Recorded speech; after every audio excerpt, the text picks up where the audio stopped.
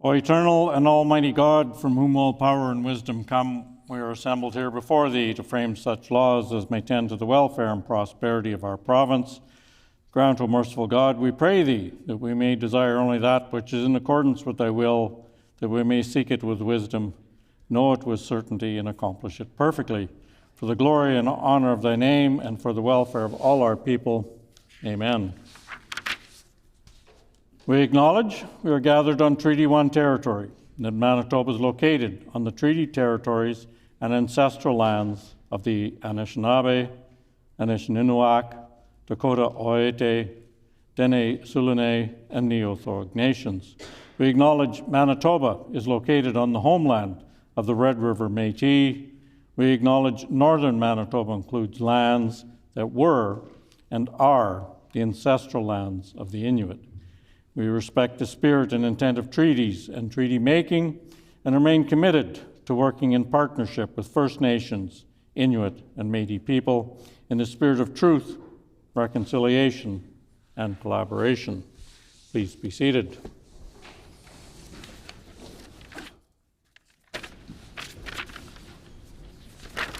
Routine proceedings. Introduction of bills. Committee reports. Tabling of reports. The Honourable Minister of Families. Honourable Speaker, I'm tabling a revised estimate sequence to be in effect for today only.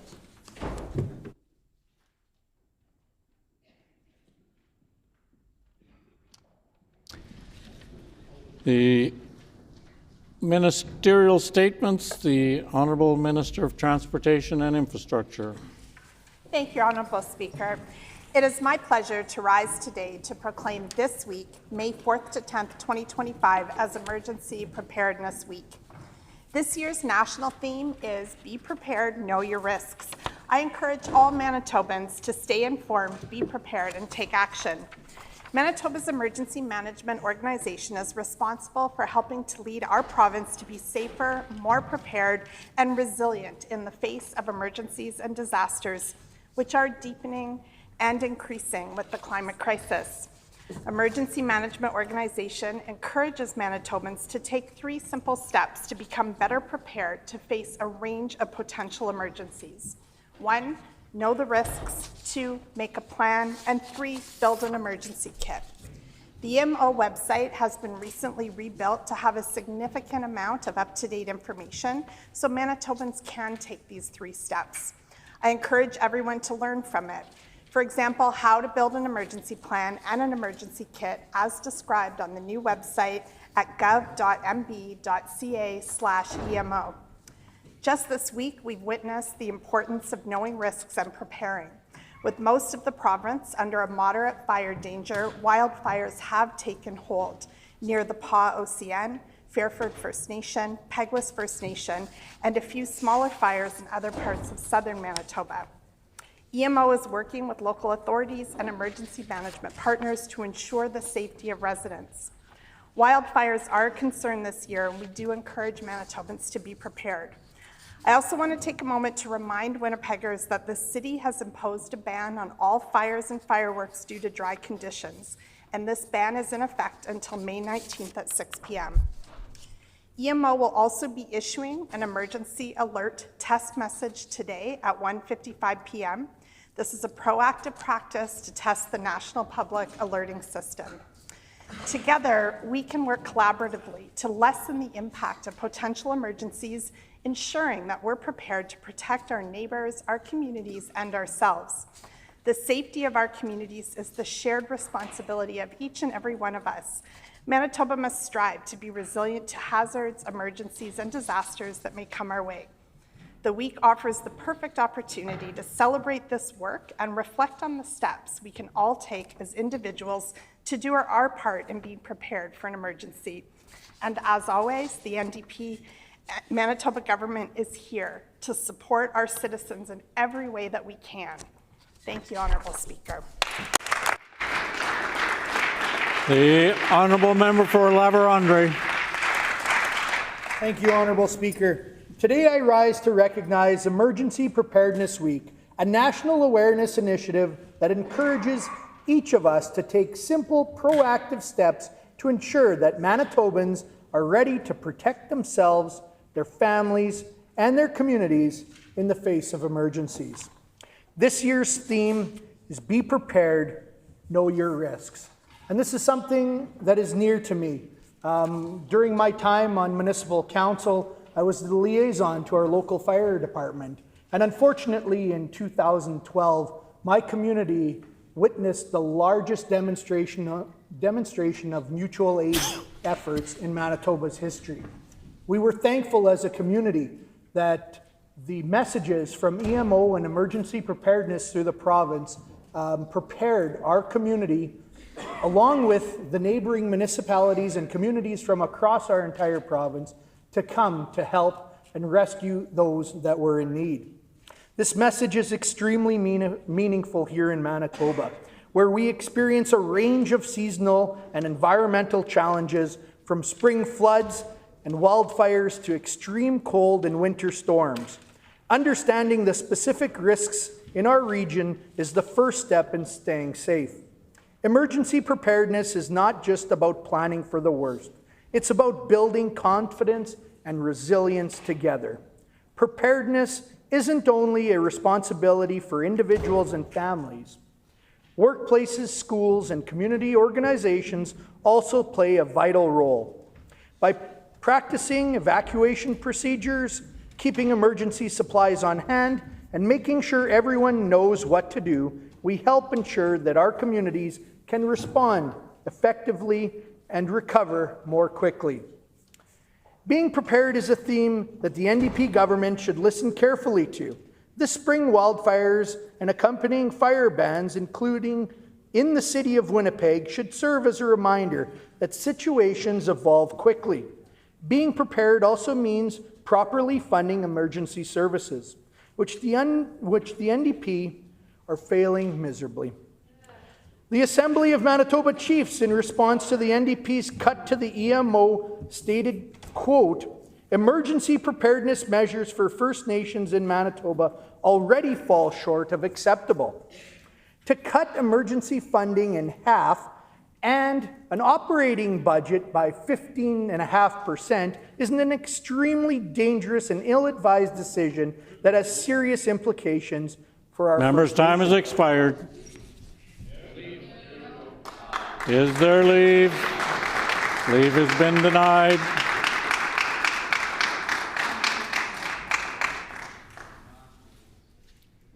Member statements. The Honourable Minister of Sport, Culture and Heritage.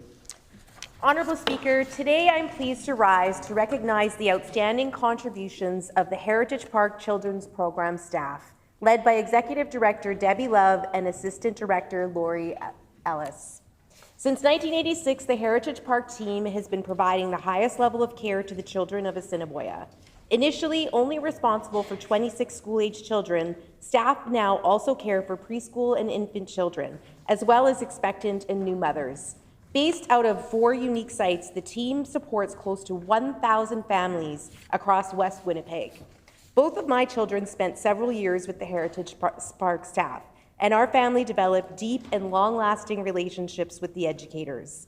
Their level of care and compassion was continually on display and provided constant reassurance that my children were being well cared for and supported. Through their intentionality, creativity, and remarkable relationship building, the Heritage Park team helps families to develop self-confident, respectful, and responsible citizens. They provide opportunities for children to build their social skills, explore their interests, practice basic math and literacy, and engage in hands-on and play-based learning. This eases children's transition to grade school by preparing and empowering them to learn in the classroom setting. Staff members also support mothers, equipping them with the skills they need as they transition into parenthood. They host regular sessions to help parents connect with one another and provide critical information related to health, nutrition, and caring for babies. The Heritage Park team is indispensable. Through their ongoing and relentless service, they have ensured that families in West Winnipeg continue to thrive. Today, we recognize and congratulate each member of that team for their contribution. Debbie Love and Lori Ellis have joined us in the gallery this afternoon. Please join me in thanking them along with the rest of their team for their tireless work that has touched the lives of countless families and the broader community.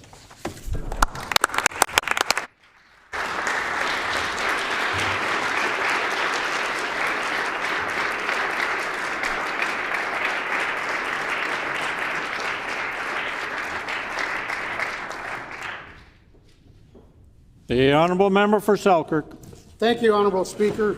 The Selkirk Lift Bridge connects citizens from the RM of St. Andrews, the City of Selkirk, and the RM of St. Clements together.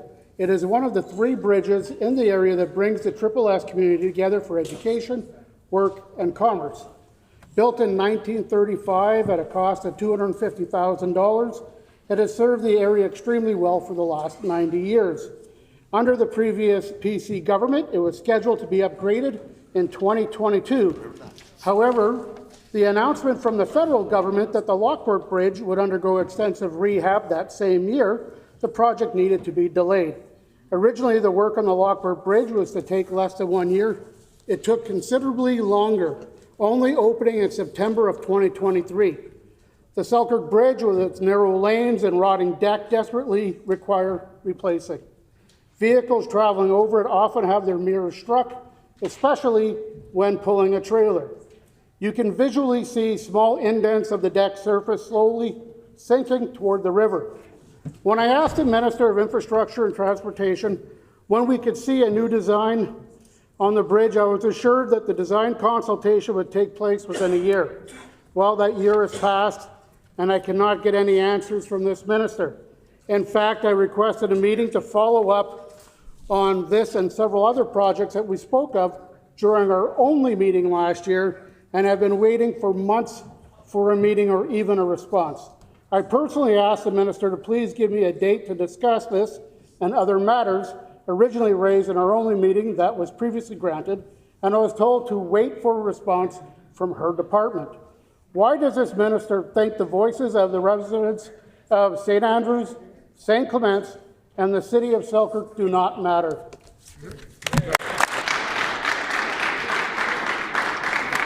The Honourable Minister, Education and Early Childhood Learning. Thank you, Honourable Speaker. On a much brighter note, I rise today to recognize the remarkable achievement of the Khalsa Devon Gerdara and their congregation on the completion of a transformative expansion project. This project has completely renewed a cornerstone of the Sikh community in Rossmere. The Khalsa Devon Gurdwara expansion project was far more than simple renovations. It was a comprehensive revitalization, including a new HVAC system, fresh drywall and paint, and a renovation of existing spaces to meet the needs of the congregation. After more than 4 decades since its last major renovation, this project was timely and essential for the Sikh community in Rossmere. The inspiring vision of this project became a reality thanks to the extraordinary generosity of the community. Countless volunteers dedicated their time and energy, and their unwavering commitment and profound selflessness were the driving forces behind the accomplishment of this project. The Gurdwara has a beautiful new kitchen and a main hall, providing vital spaces for gathering and service. The addition of several gleaming new gold domes on top of the Gurdwara has not only enhanced its spiritual significance, but also has gifted our Rossmere community with a stunning new landmark that radiates beauty and pride. This project was joyfully celebrated a few weeks ago on Vaisakhi. Many of our team were there in attendance, and the celebration served as both a profound spiritual observance and a vibrant testament to our community's strength and unity. Honourable Speaker, it is with deep gratitude that I acknowledge some of the instrumental community members who poured their hearts into bringing this project to life.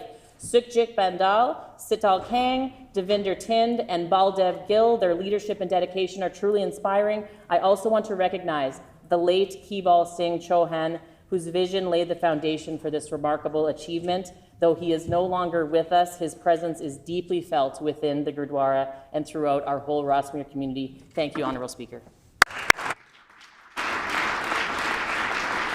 The Honourable Member for Turtle Mountain. Honourable Speaker, yesterday Turtle Mountain lost another piece of the past on the prairie landscape when Wascada grain elevator went up in flames. A wooden grain elevator in the village was destroyed by fire early Tuesday morning. It was an icon and a part of our community, said longtime resident Margaret Austin Temple. When people come home, they saw it, and when they knew when they were approaching Wascada, I can see it from a long way out, so that will be all missed, according to Margaret. The elevator was built in 1961 to replace the elevator in the community that was destroyed by fire earlier that year. The saving grace yesterday was that the winds were light, which kept the fires from spreading to other buildings in the community. Approximately 50 firefighters from the fire departments in Wascada, Pearson, Maleta, and Deloraine responded to the blaze. I would like to thank all the fire department personnel, the local officials, of their contribution to fighting the fire and saving additional property and keeping residents safe. At the peak in 1920, Manitoba was home to more than 700 wood grain elevators. More than that, a number of these getting smaller as they are disappearing due to fire, demolition, and disrepair. The Manitoba Historical Society has stated that the number of wooden elevators after Tuesday's fire, the number stands at 115. Around 60 of those are still in use. Growing up near Inglis, Manitoba, I remember when all 4 elevators were in use and hauling grain with my father. Now the community is now home to the Inglis Grain Elevators National Historical Site, where all 4 elevators were restored. Honorable Speaker, the landscape in the community of Wascada will never be the same after such devastating event yesterday. It was a sad day yesterday for the people of Brenda, Wascada after losing their iconic wooden grain elevator. Thank you, Honorable Speaker. The Honourable Member for Tyndall Park. Thank you, Honourable Speaker. Winnipeg Sickeren Ernest Academy, WSAA, is a family-owned and operated martial arts school that is located in Tyndall Park and has been serving our community for 21 years. The school was founded by husband and wife, Kuya Redentor Igni, a 7th degree black belt, and my ate Kelly Legaspi, a 5th degree black belt. Now, over the years, they have been dedicated to promoting 2 ancient Filipino martial arts, Sickeren and Ernest, while upholding the 4 pillars of their teaching: honor, excellence, respect, and discipline. Further, the Academy has nurtured its members, many of whom are children and youth residing in Tyndall Park, to develop self-confidence, discipline, and a strong sense of identity. WSAA offers a positive and active environment for the community. Their performances energize crowds at festivals, events, and community gatherings, and they are the first martial arts school in Manitoba to have the honor of participating in the Calgary Stampede Parade. In addition to this, last year, a team of 4 black belt members of WSAA represented and competed for Manitoba at the WKC Canadian National Team Tryouts in Ottawa, and made history by winning Manitoba's first ever national gold medal in this category. These same 4 athletes went on to compete at the World Championships in Portugal. They faced top teams from Mexico, Guatemala, and the United States, proudly winning the first ever Open Team Kata World Gold Medal for Canada, all while bringing home world titles in their own individual divisions. I ask for leave for these individuals' names to be added into Hansard. In closing, Honourable Speaker, I ask that my colleagues join me in cheering for them, some who have joined us here today, as they leave next week as members of Team Manitoba to compete once again at the WKC Canadian National Team Tryouts in Gatineau, Quebec. Thank you.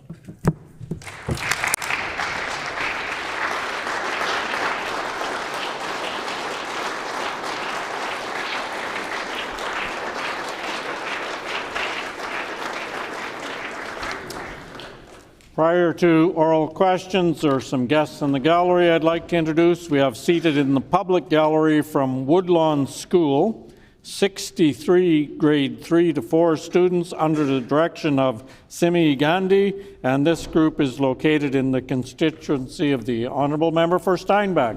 We welcome you all here today.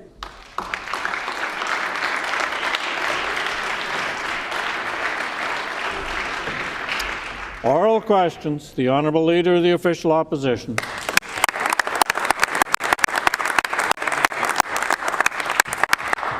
Honourable Speaker, Darlene Jackson, the President of Manitoba Nurses Union, didn't hold back her words on this premiere today. From a public interview, and I quote, "You made a ton of promises. It's time to take responsibility. You can't in a campaign make empty promises and not fulfill them. You've let the public down and you've let nurses down, and I think that is a shame." End quote. When will the Premier fulfill his many campaign promises to Manitoba nurses? The Honourable First Minister. Well, Honourable Speaker, I want to take this opportunity to just thank our Minister of Health for all the heavy lifting that they're doing to repair the healthcare system after years of cuts under the former PC government, a government that member was a part of. Now, there's a lot of work for us to do to repair that damage and to get healthcare to the place where it needs to be to serve you, the people of Manitoba.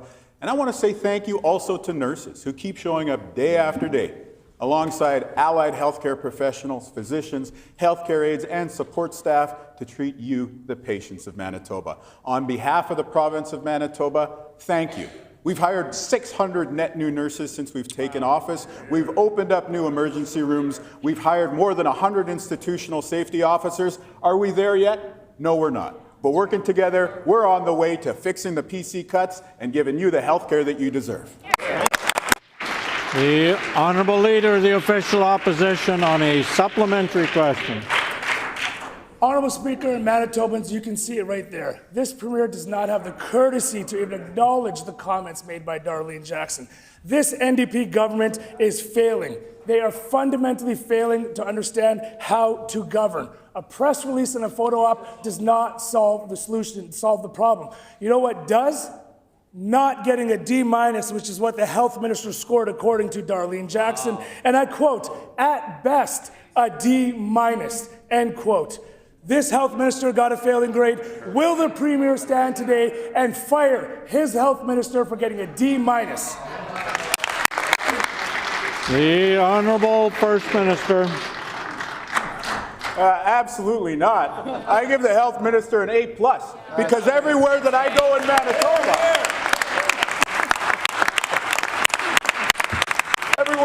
Manitoba, whether I'm talking to a nurse, a patient, somebody who's worried about their kids or grandparents, they say we have the best health minister in the entire country.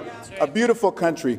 We're speaking about Fs. I'll table this editorial from the Winnipeg Free Press giving the member opposite an F on his first week here in the House. But while he contorts himself into positions trying to justify the past PC promises, PC election ads, PC closures of emergency rooms, I will say this. We are working hard each and every day. Have we delivered on health care 100%? We're on the way. 600 net new nurses, new emergency rooms in the works, including in South Winnipeg, and an end to the betrayals of the front lines that we saw under the PCs. The only complaint that the PCs have with us when it comes to health, Member's why time aren't you is fixing expired. The Honourable Leader of the Official Opposition on a final supplementary question. Only the NDP would think a D- is a passing grade, Honourable Speaker. Hundreds of nurses gathered today on the steps of the Legislature to send a message to the NDP and this Premier. They've had enough of this Premier's empty promises, and they're angry, Honourable Speaker. MNU President Darlene Jackson gave this health minister a D-, Honourable Speaker, and they say this Premier has no plan. When will the Premier show his plan to Manitoba nurses? Hear, hear. The Honourable First Minister. Well, only the PCs would think that the leadership candidate that got fewer votes actually won that contest. But when it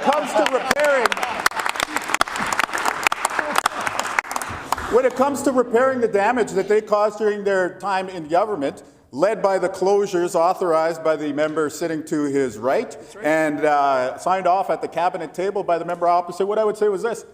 We shared the plan in the election. That's how we received a mandate from you, the people of Manitoba. Step one was staffing up the healthcare system. We need more staffing, but we've already delivered 600 new nurses to the front lines. Step two is ensuring work-life balance. We're working on safety. We've hired new ISOs. Step three was reopening emergency rooms closed under their time in office. We had the public consultations on the Victoria ER last night. We are delivering. This is going to take years to fix. Why? Because of the extraordinary damage that the PCs caused. How do we overcome great challenges in this province? It's by working together, not by dividing people. Expired. The Honourable Leader of the Official Opposition on a new question. Honourable Speaker, healthcare is a serious matter. And what does this Premier do? He stands up, makes a joke, and his caucus laughs at it. If that isn't the definition of a toxic leader, I don't know what is, Honourable Speaker. Throughout Manitoba, healthcare workers are experiencing aggression and violence like never before. After a man with a gun fired through a window in the Thompson Hospital over Christmas, workers are calling the new measures, and I quote, a Band-Aid solution.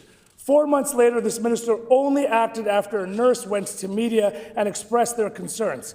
How many other documented safety concerns are being suppressed by this Premier and this NDP government? Here, here. The Honourable First Minister. Every single Manitoban deserves to be safe when you go to work, and you deserve to be safe so that you come home at the end of your shift. And we're making progress to ensure that workplaces are safer for nurses, for allied health professionals, for physicians, for support staff, and importantly for you, the patient, when you show up to a hospital. We've hired more than 100 institutional safety officers. The PCs never hired a single one. We're also ensuring that First Nation safety officers will be deployed to hospitals, including the TGH facility that the member opposite is raising the issue of. Again, he wants to play partisan politics here. The only explanation he should offer is why is his only criticism saying that we need to fix the PC cuts faster. When it comes to building up this province, we're building emergency rooms, we're building the next generation of healthcare workers, and we're building a brighter future for you, the great people of this province. The Honourable Leader of the Official Opposition on a supplementary question. Honourable Speaker, we're talking about safe workplace safety at work, and I'll quote the member from Fort Garry. He is a dysfunctional and toxic leader. He does not take criticism well, Honourable Speaker. That is a dysfunctional workplace. That is not a safe workplace under this Premier. The Thompson nurses have requested panic buttons.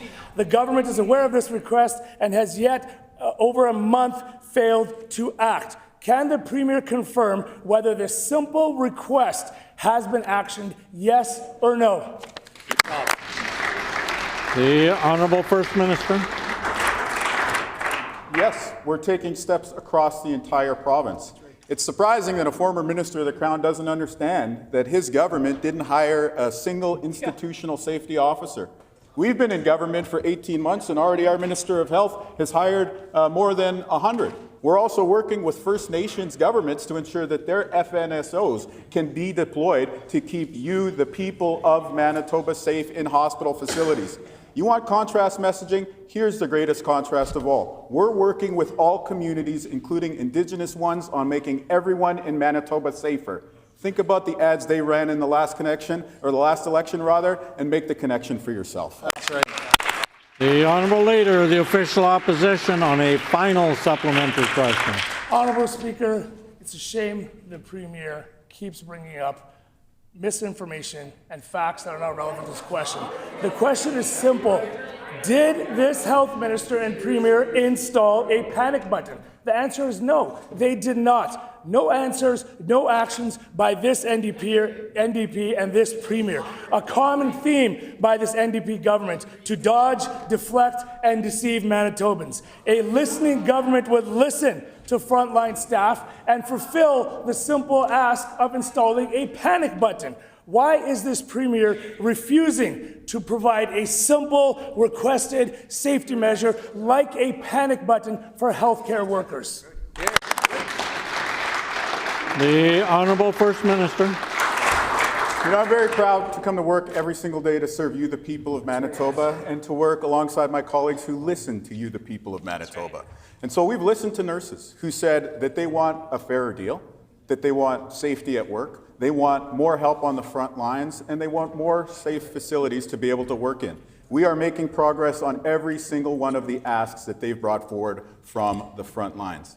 When we're talking about the members opposite, that didn't last very long, did it?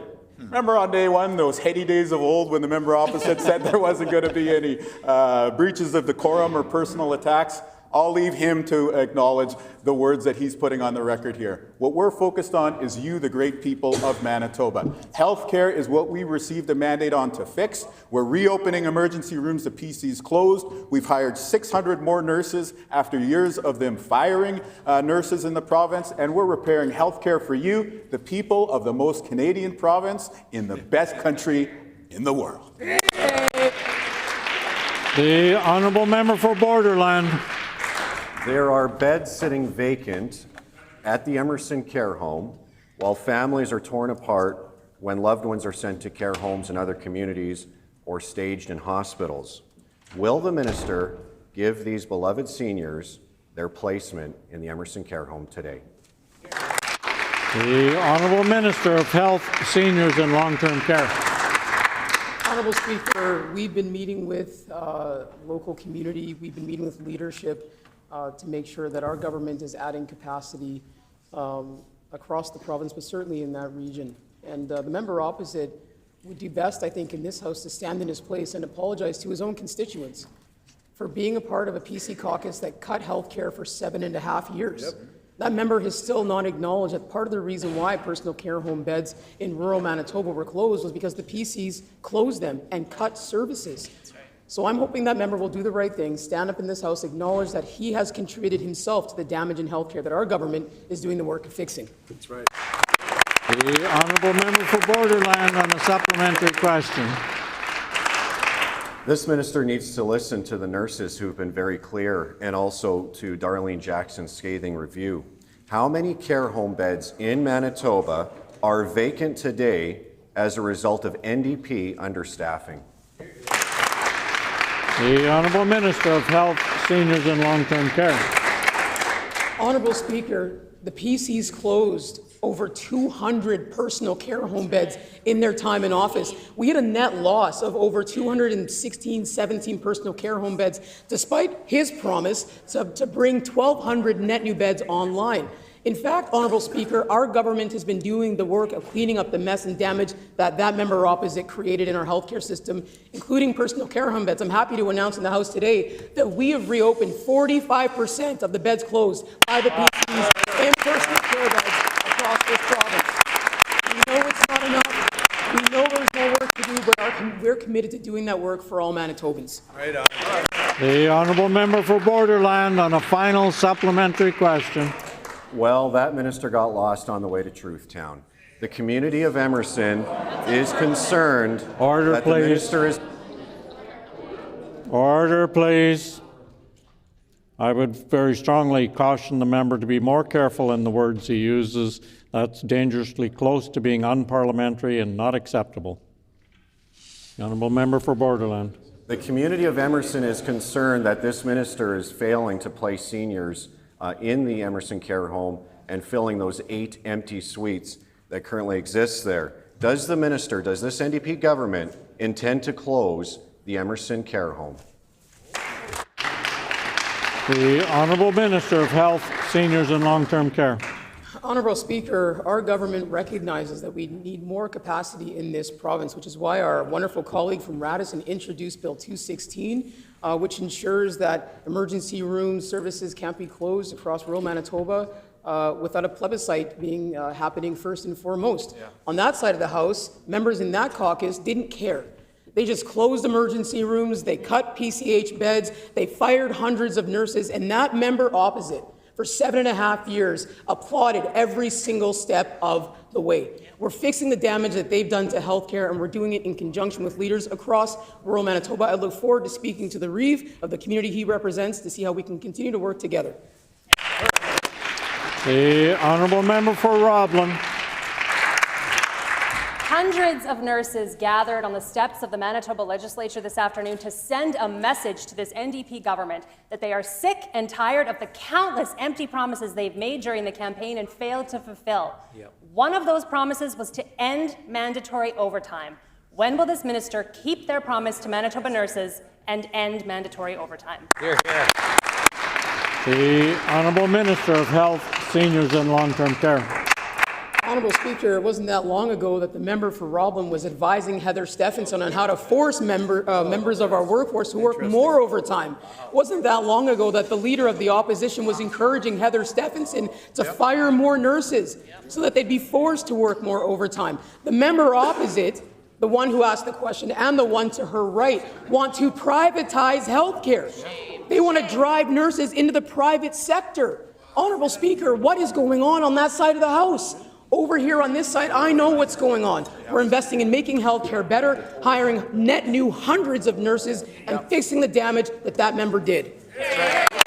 The honourable member for Roblin, supplementary question. This was their promise. They campaigned on it during the election, and when in opposition, they introduced multiple times a bill to end mandatory overtime. So they should be able to answer the question, when will this NDP government end mandatory overtime for nurses? The Honourable Minister of Health, Seniors and Long-Term Care. Honourable Speaker, I was outside Let's Grounds today, talking to nurses directly, having conversations with them, meeting them where they're at, listening to their voices. Did the member opposite bother to spend any time going out talking to nurses and apologizing for her role in the state of our healthcare system? I don't think she did that.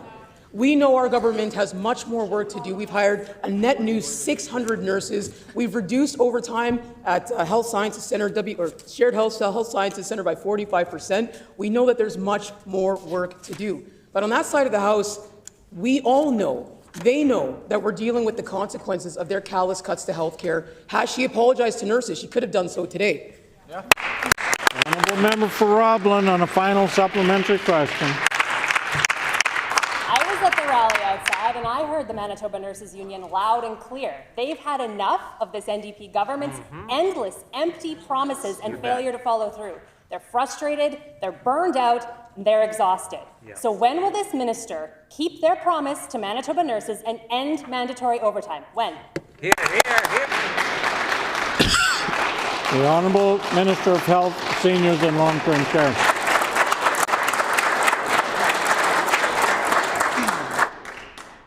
The Honourable Minister of Health, Seniors and Long-Term Care. We've hired a net new 600 nurses. We have over 100 institutional safety officers keeping nurses safer on their jobs.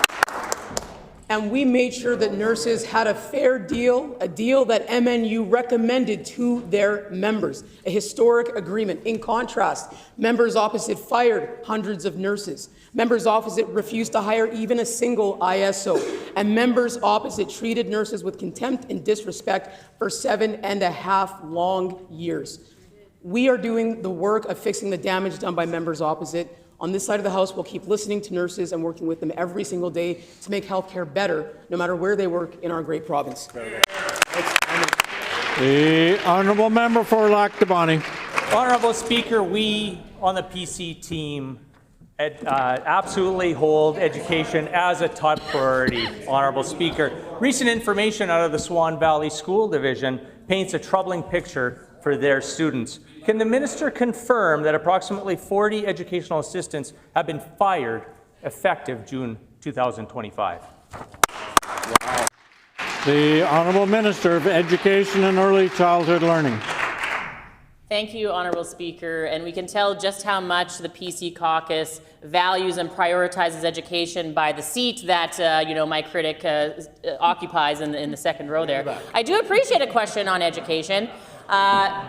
The fact of the matter is, Honourable Speaker, it's unfortunate that we have heard from our federal partners of the federal government that they are making significant changes to the funding that is offered through Jordan's Principle. Those changes made by the federal government are having impacts here on our education system here in Manitoba. I'm happy to share with the House that our department is working very closely with the school division that the member opposite mentioned and all school divisions to make sure that the supports that the students require are there for them to have.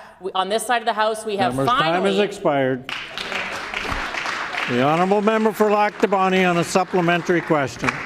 Honourable Speaker, according to the NDP, they don't even put education in their top 5. So according to the Education Minister's logic, the Education Minister should be sitting in the hallway, Honourable Speaker. We on our side of the House, Honourable Speaker, value music and the arts as an important component of a child's education, from simple enjoyment to understanding tempo to playing. Can the minister confirm that Swan Valley School Division has... Please. The Honourable Minister of Families will come to order. The Honourable Member for Lac du Bonny. Thank you, Honourable Speaker. Would you like me to start over? No. Can the minister confirm that Swan Valley School Division has eliminated music programming for students at 2 elementary schools and have reduced in many other across the division? Honourable Speaker. Good question. The Honourable Minister of Education and Early Childhood Learning. Thank you, Honourable Speaker. And the fact of the matter is after 7.5 years of a government under the leadership of Brian Pallister and Heather Stephenson after him, failed to fund school divisions right across this province, froze educational funding. There were fewer teachers in Manitoba under the leadership of that member when he was the Minister of Education. Thankfully, now Manitobans have an NDP government, a government that understands education, a government that funds education. Honourable Speaker, over the last 2 years, we have increased funding to school divisions by over $170 million. Which has seen more educators entering our system. Last year alone, Honourable Speaker, 630 net new educators in our system, time has expired. The Honourable Member for Lac du Bonny on a final supplementary question. Honourable Speaker, the minister should be embarrassed, should be ashamed of herself that she doesn't stand in this House and answer a simple question. Honourable Speaker, MGEU staff representatives have said that Swan Valley School Division has fired 18 permanent employees and cut term positions for 22 employees within 7 schools in the school division. Can the minister assure parents that their children's education will not be impacted due to her education funding cuts? The Honourable Minister of Education and Early Childhood Learning. Thank you, Honourable Speaker. I have a question for the member opposite. I wonder, as I've updated the House, the issues that we're seeing across Manitoba right now when it comes to the funding of educational assistance that are funded through Jordan's Principle are a result of policy changes at the federal level. I wonder if the member opposite, in his time as minister or in his time as critic, has ever bothered to reach out to the federal government and see what we can do to make sure that students here are supported. On this side of the House, we will not pick fights with school divisions. We will not put misinformation on the record. The member opposite should be ashamed of his record on education, Honourable Speaker. Cuts, freezes, where they cut, we will build. The Honourable Member for Interlake Gimli. Honourable Speaker, on this side of the House, we believe in equity. Manitobans are very concerned about the reliability of the 911 services in rural Manitoba. Every link in a chain needs to be strong to ensure that first responders get where they are needed as quickly as possible. Can the minister assure Manitobans that 911 services are equitable across Manitoba?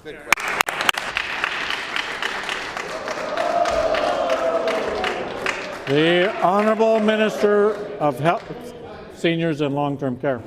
Honourable Speaker, our government is doing a tremendous amount of work working with Shared Health and partners across the province to ensure that emergency response services are as strong as they can possibly be. In contrast, the previous failed, callous, cold PC administration cut services across the province, particularly in rural Manitoba. We saw a net loss, just as one example, of 90 paramedics. On this side of the House, we are doing the opposite. We are working directly with municipalities to make sure that they have faster emergency response services in place. We know there's much more work to do, but I think we all know in this House there's so much work to do because on that side of the House, they spent 7.5 years cutting healthcare, cutting services, and hurting Manitobans.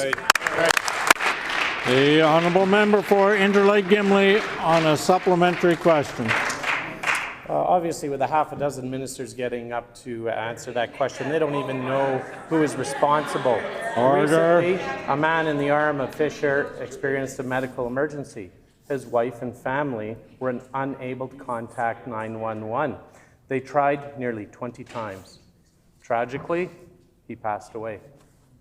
Let me be clear, this was no failing of staffing competency nor procedures, The call simply did not get to 911. Rural Manitobans are not being treated equal. Honourable Speaker, can the Minister share how many 911 calls are not getting through in rural Manitoba?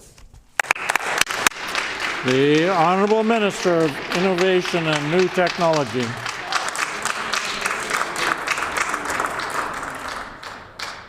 Thank you, Honourable Speaker. I want to thank the member opposite for that important question. As the Minister of Health and Seniors rightly pointed out a moment ago, we're working very closely with communities, with healthcare providers, and with the federal government, of course, which has some responsibility in this area, to make sure that, that we improve the system as rapidly as we possibly can. The Honourable Member for Interlake Gimli on a final supplementary question. Honourable Speaker, communities are not responsible for ensuring 911 is running properly. It is this government. In April 2024, a provincial spokesman indicated that an EMS review was underway and could be expected in the coming months. In August of 2024, after another incident, they repeated the same message. Now, almost a year later, and another tragedy, still no report. So, I asked the Minister, where is the report? The Honourable Minister, Innovation and New Technology. Thank you, Honourable Speaker. Again, I want to thank the member for the important question. We're very concerned about this issue, and as I just identified for the member opposite, it is, of course, at least partially federally organized. It's under the jurisdiction of the CRTC. We're working diligently with the federal government and with communities and with healthcare providers to improve the system as quickly as possible. Where's the report? The Honourable Member for Tyndall Park. Thank you, Honourable Speaker. I've spoken with nurses with the MNU who have been verbally threatened, physically assaulted, and left in tears after their shifts, not because they don't care, but because they care so deeply in a system that isn't caring for them. They're working longer hours, facing more violence, and dealing with complex mental health and addictions issues without the tools or staffing to manage safely. This is not sustainable. So without pointing fingers and placing blame, what concrete steps is this government taking to address the serious decline in morale and workplace safety among Manitoba's nurses? The Honourable Minister of Health, Seniors and Long-Term Care. Honourable Speaker, it was really great to be out on the ledge steps talking with nurses, some of which I've met with personally previously, some of which we're looking forward to meeting with them in the coming days and weeks. I want to reassure that member and all nurses that we take the safety and security of their workplaces very, very seriously. Now, part of addressing safety in the workplace is having more people on the front lines. We've got a net new over 600 nurses on the front lines. We have over 100 institutional safety officers at sites across the province. At one site alone, the introduction of ISOs has resulted in a 40% reduction in violent incidents. We know there's much more work to do. We are committed to doing that work and ensuring that no matter where you work as a nurse in this province, you are safe and secure, and that patients are safe and secure as well. The Honourable Member for Tyndall Park on a supplementary question. Honourable Speaker, people experiencing addictions are falling through the cracks because they have nowhere else to go but emergency rooms. Nurses, already stretched thin, are being left to respond to medical needs, mental health crises, and addiction-related trauma without the training, resources, or security to do so safely. This is hurting both patients and staff. This question came directly from nurses outside here today. When will this government invest in accessible, community-based addictions services so nurses aren't left as the default safety net for a broken system? The Honourable Minister of Housing, Addiction and Homelessness. Thank you, Honourable Speaker, and I want to thank that member for that question. It gives me an opportunity just to outline some of the things that our government is doing around Your Way Home. So we're investing to ensure that folks that are not housed are getting the supports that they need, the wraparound supports that are giving them mental health supports, addiction supports. We also invested in digital RAM services so that some folks can get supports no matter where they're at. We invested in the first Indigenous-led RAM clinic, which has reduced the wait time for folks to get into treatment. Under the previous government, 7 out of 10 people were being turned away at those RAM clinics. Good job. The honourable member for Tyndall Park on a final supplementary question. Honourable Speaker, we were told today at the MNU rally that members of the government were specifically not invited to speak because last year when they spoke, they made promises that they could not keep. We cannot keep asking nurses to risk their well-being or people in crisis to wait for care that doesn't come. Will the Premier acknowledge the growing crisis at the intersection of addictions, nursing, and public safety, and will he commit to immediate coordinated investment to restore safety and trust in our healthcare system? The Honourable First Minister. Yes, and this has been the primary focus of our government since taking office. The fact that we have a registered psychiatric nurse with experience on the front lines, working with somebody with lived experience, working with many people across our entire team who have the expertise necessary to coordinate a multi-year comprehensive plan to tackle the root causes and the community manifestations of these problems is exactly the approach that we're taking.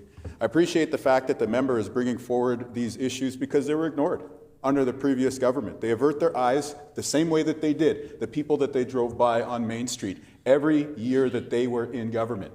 This is going to take years to fix. This is not merely the fault of one previous government. This is the fault of 150 years of previous governments. We are tackling intergenerational problems with an intersectional approach. What does that mean in plain language? We're getting people out of tents and into homes. We're getting people out of emergency rooms into recovery centers, and we're getting First time has expired.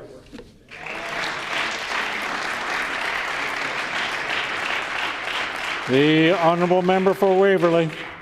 Honourable Speaker, under the previous feckless government, funding to law enforcement was frozen year after year after year after year after year after year after year. I'm glad because I'm running out of fingers that ended at 7 years.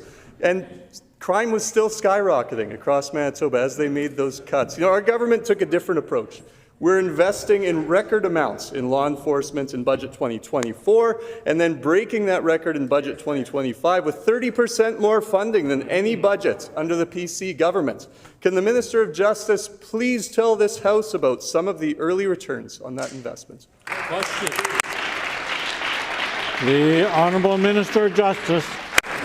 Thank you, Honourable Speaker. Thank you to the member for the question. Manitobans know that we've invested record amounts in law enforcement here in Winnipeg because under the previous government we saw crime rates skyrocketing year after year. The Winnipeg Police Service now has released their 2024 crime stats, and we're starting to see that the needle is moving in the right direction. Overall crime decreased for the second year in a row. Wow. Violent crime saw its first meaningful decline in a decade. Violent youth crime is down. The crime severity index is also down, Honourable Speaker. We're seeing more police hit the streets. We're seeing more crimes being solved for the second year in a row. We've accomplished a lot, but we know that there's a lot more to do. I want to thank the Winnipeg Police Service for their work, for their dedication to the public, and I commit to them to working with them every single day to make our city and our province a safer place. Thank you.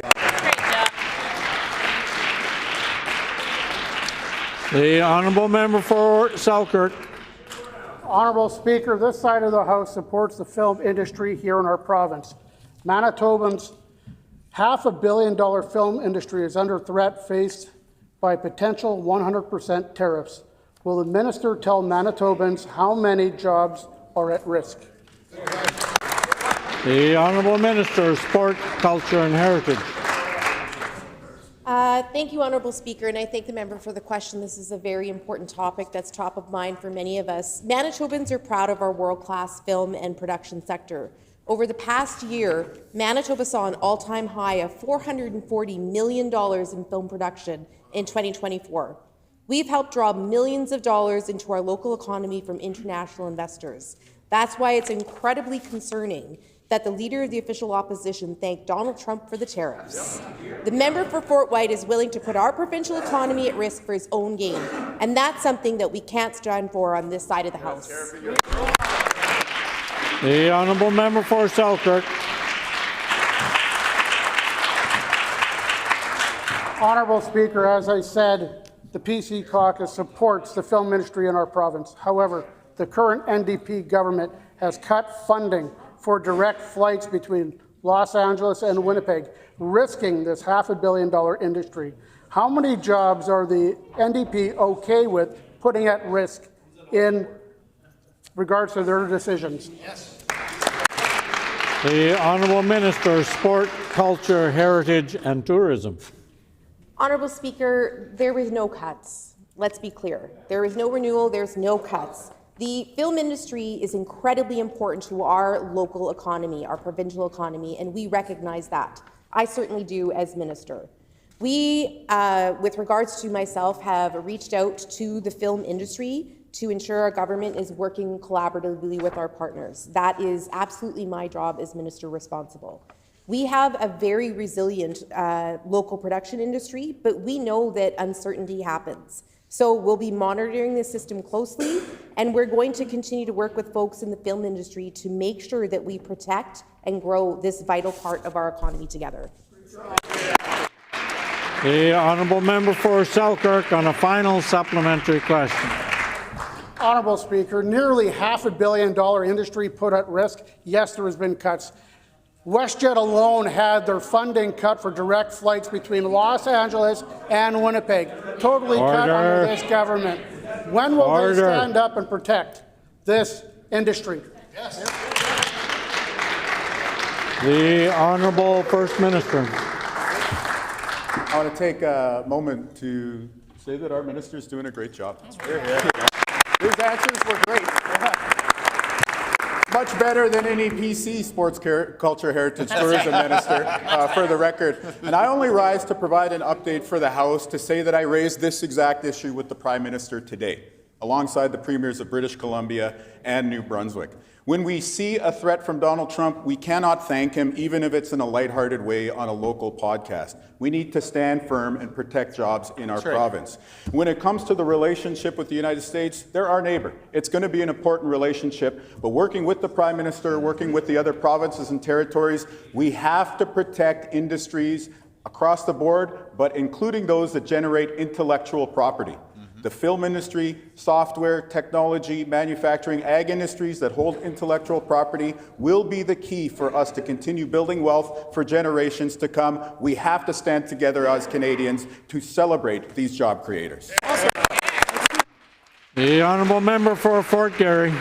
Honourable Speaker, it's a sad state of affairs when the Premier's signature environmental policy was to make it cheaper to pollute with the gas tax holiday. But this Premier also promised his government would fully cover the cost of 500 homes to convert to geothermal energy. He highlighted it in the throne speech. Then nothing.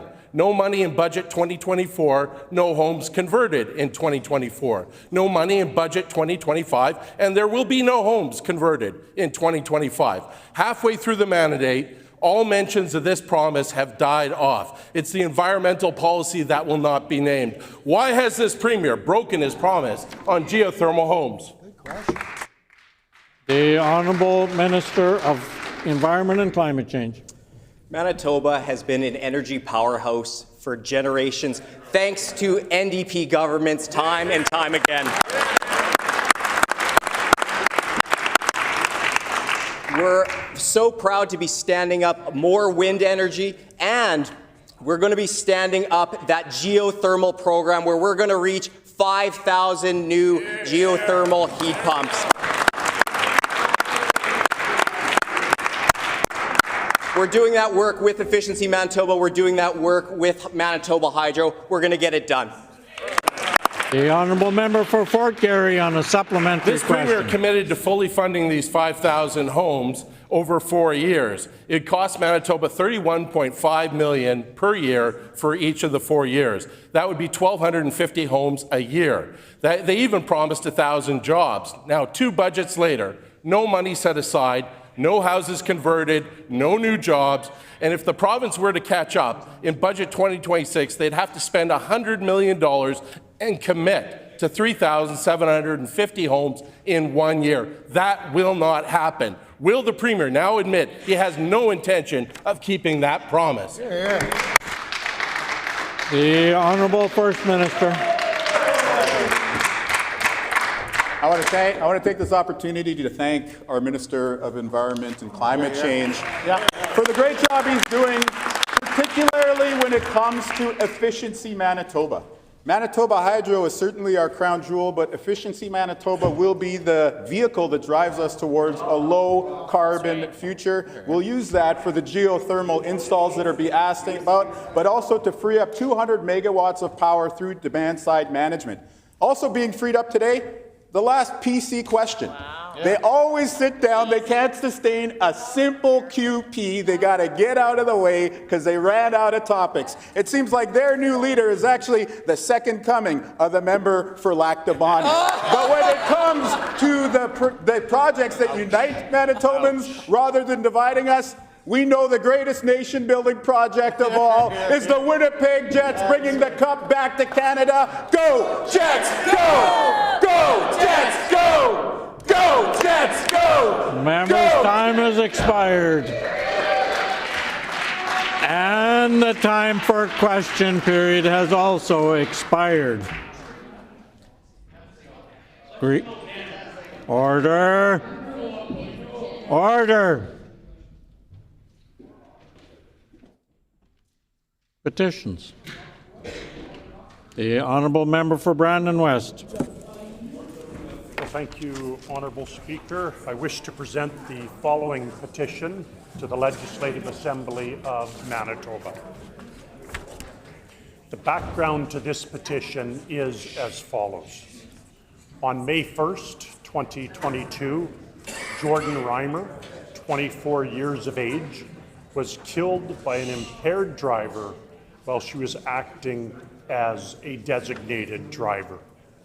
Number two, there are two people legally culpable for her death, the impaired driver and the accomplice. The driver was charged, but the second criminal, the accomplice, has not been held accountable. Number three, a concerned citizen took the keys from the impaired driver earlier in the evening to ensure he could not drive impaired. The accomplice retrieved the keys from the citizen under false pretenses and knowingly provided the impaired driver with access to the vehicle. Number four, the Winnipeg Police Service, WPS, investigation provided adequate evidence to meet the charging standards and recommended charges to be laid against the accomplice. The Crown prosecutors declined to prosecute the accomplice. Number five, the family of Jordan Reimer has called for the prosecution of the accomplice and that the decision to not prosecute be reviewed independently. Number six, as recently as 2022, there is precedent to refer criminal files of decisions to not proceed with prosecution to extra-provincial departments of justice for review. This was done with the Peter Nygaard file, which ultimately led to a reversal in the decision to not prosecute, and charges were laid. And number seven, an out-of-province review is supported by MAD Canada, MAD Manitoba, and by Manitobans. Number eight, the family has exhausted every avenue within the existing system and in the absence of a prescribed process. When a disagreement exists on charging standards, the only option is to request an independent, out-of-province review. Number nine, in December of 2024, the WPS reported an alarming number of impaired drivers in the Holiday Check Stop program, extending criminal culpability beyond the driver to those who engage in overt actions to facilitate impaired driving will save lives. Number 10, Manitobans deserve to have confidence in the provincial government and justice system to make decisions that achieve true justice for victims and their families. We petition the Legislative Assembly of Manitoba as follows: to urge the provincial government to order an out-of-province review of the prosecutor's decision to not prosecute the accomplice in the death of Jordan Reimer. Honourable Speaker, this petition was signed by Cheryl Chipman, Tracy Bernard, Dale Candy, and many, many other fine Manitobans. The honourable member for Portage-La Prairie. Honourable Speaker, I wish to present the following petition. The background to this petition is as follows. Number 1, on May 1st, 2022, Jordan Reimer, 24 years of age, was killed by an impaired driver while she was acting as a designated driver. Number 2, there are 2 people legally culpable for her death: the impaired driver and the accomplice. The driver was charged, but the second criminal, the accomplice, has not been held accountable. Number 3, a concerned citizen took the keys from the impaired driver earlier in the evening to ensure he could not drive impaired. The accomplice retrieved the keys from the citizen under false pretenses and knowingly provided the impaired driver with access to the vehicle. Number 4, the Winnipeg Police Service investigation provided adequate evidence to meet the charging standard and recommended charges to be laid against the accomplice. The Crown prosecutor declined to prosecute the accomplice. Number 5, the family of Jordan Reimer has called for the prosecution of the accomplice and that the decision to not prosecute be reviewed independently. Number 6, as recently as 2022, there is precedent to refer criminal files of decisions to not proceed with the prosecution to extra-provincial departments of justice for review. This was done with the Peter Nygaard file, which ultimately led to a reversal in the decision to not prosecute, and charges were laid. Number 7, an out-of-province review is supported by Mad Canada, Mad Manitobans, and by Manitobans. Number 8, the family has exhausted every avenue within the existing system and in the absence of a prescribed process when a disagreement exists on charging standards. The only option is to request an independent, out-of-province review. Number 9, in December of 2024, the WPS reported an alarming number of impaired drivers in the holiday check stop program, extending criminal culpability beyond the driver to those who engage in overt actions to facilitate impaired driving will save lives. Number 10, Manitobans deserve to have confidence in the provincial government and justice systems to make decisions that achieve true justice for victims and their families. We petition the Legislative Assembly of Manitoba as follows: to urge the provincial government to order an out-of-province review of the prosecutor's decision to not prosecute the accomplice in the death of Jordan Reimer. This is signed by Jennifer Martin, Jason Martin, Shane Martin, and many, many more Manitobans. Thank you. The honourable member for Lakeside. Thank you, Honourable Speaker, and I wish to present the following petition to the Legislative Assembly of Manitoba. The background to this petition is as follows.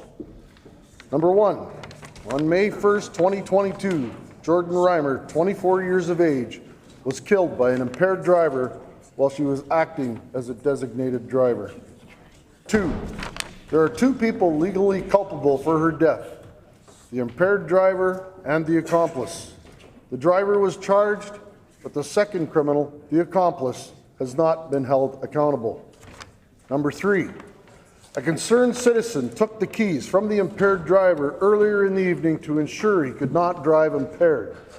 The accomplice retrieved the keys from this citizen under false pretenses and knowingly provided the impaired driver with access to the vehicle. Number four, the Winnipeg Police Service's investigation provided adequate evidence to meet the charging standard and recommended charges be laid against the accomplice. The Crown prosecutor declined to prosecute the accomplice. Number five, the family of Jordan Reimer has called for the prosecution of the accomplice and that the decision to not prosecute be reviewed independently. Number six, as recently as 2022, there is a precedent to refer criminal files of decisions to not proceed with prosecution to extra-provincial departments of justice for review. This was done with the Peter Nygaard file, which ultimately led to a reversal in the decision to not prosecute and charges were laid. Number seven, an out-of-province review is supported by MAD Canada, MAD Manitoba, and by Manitobans. Number eight, the family has exhausted every avenue within the existing system and, in the absence of the prescribed process, when a disagreement exists on charging standards, the only option is to request an independent out-of-province review. Number nine, in December of 2024, the WPS reported an alarming number of impaired drivers in the Holiday Check Stop program. Extending criminal culpability beyond the driver to those who engage in overt actions to facilitate impaired driving will save lives. Number 10, Manitobans deserve to have confidence in the provincial government and justice system to make decisions that achieve true justice for victims and their families. We petition the Legislative Assembly of Manitoba as follows: to urge the provincial government to reorder an out-of-province review of the prosecutor's decision to not prosecute the accomplice in the death of Jordan Reimer. This petition has been signed by Cassandra Roberts, Jesse Philip Chimerica, and Eric Roberts, and many, many, many more Manitobans. Thank you. The honourable member for Selkirk. Honourable Speaker, I wish to present the following petition to the Legislative Assembly of Manitoba. The background to this petition is as follows. Number one, on May 1st, 2022, Jordan Reimer, 24 years of age, was killed by an impaired driver while she was acting as a designated driver. Number two, there are two people legally culpable for her death, the impaired driver and the accomplice. The driver was charged, but the second criminal, the accomplice, has not been held accountable. Number three, a concerned citizen took the keys from the impaired driver earlier in the evening to ensure he could not drive the impaired. The accomplice retrieved the keys from the citizen under false pretenses and knowingly provided the impaired driver with access to the vehicle. Number four, the Winnipeg Police Service's WPS investigation provided adequate evidence to meet the charging standard and recommended charges be laid against the accomplice. The Crown prosecutors declined to prosecute the accomplice. 5, the family of Jordan Reimer has called for the prosecution of the accomplice and that the decision to not prosecute be reviewed independently. 6, as recently as 2022, there is a precedent to refer criminal files of decisions to not proceed with the prosecution to an extra-provincial Departments of Justice for review. This was done with the Peter Nygaard file, which ultimately led to a reversal in decision to not prosecute, and charges were laid. 7. An out-of-province review is supported by MAD Canada, MAD Manitoba, and by Manitobans. Number 8, the family has exhausted every avenue within the existing system. In the absence of a prescribed process, when a disagreement exists on charging standards, the only option is to request an independent out-of-province review. 9, in December of 2024, the WPS reported an alarming number of impaired drivers in the holiday check stop program, extending criminal culpability beyond the driver to those who engage in overt actions to facilitate impaired driving will save lives. Number 10, Manitobans deserve to have confidence in the provincial government and justice systems to make decisions that achieve true justice for victims and their families. We petition the Legislative Assembly of Manitoba as follows: to urge the provincial government to order an out-of-province review of the prosecutor's decision not to prosecute the accomplice in the death of Jordan Reimer. This petition has been signed by Nicole Tetlock, Sarah Walker, Matthew Morehouse, and many other Manitobans. The honourable member for Springfield-Rashot. I wish to present the following petition to the Legislative Assembly of Manitoba.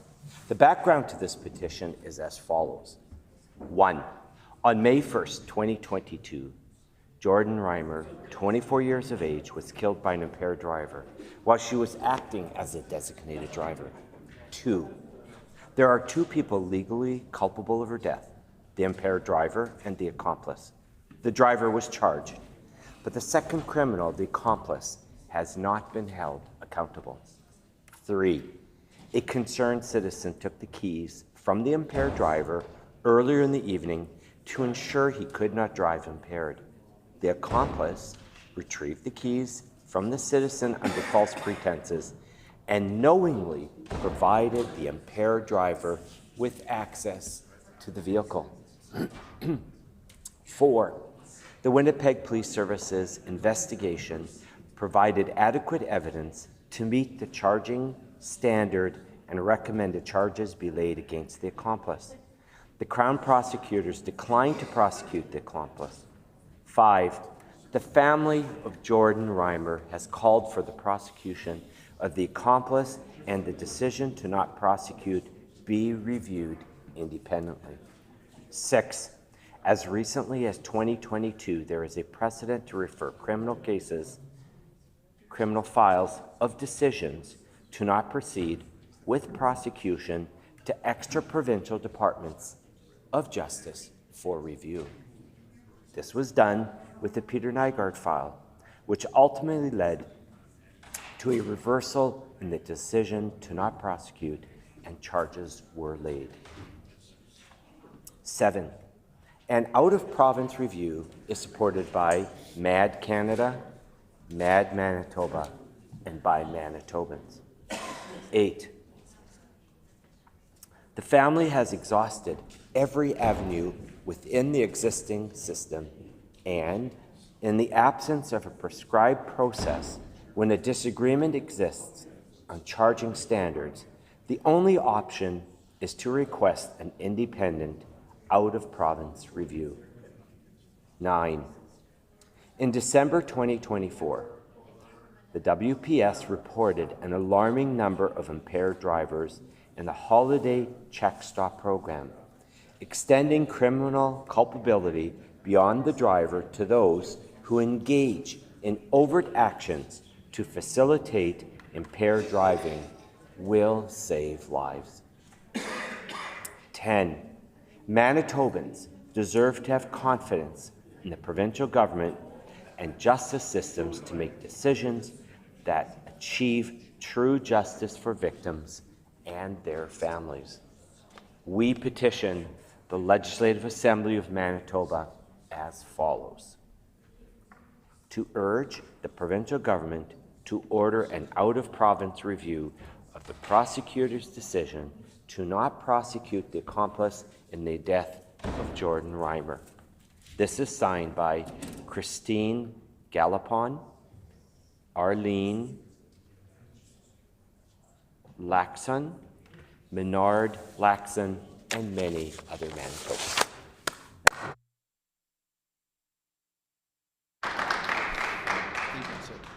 No further petitions, grievances, orders of the day, government business. The Honourable Government House Leader. Honourable Speaker, can you please resolve the House into Committee of Supply for the consideration of departmental estimates? As announced, we will now dissolve the House into Committee of Supply.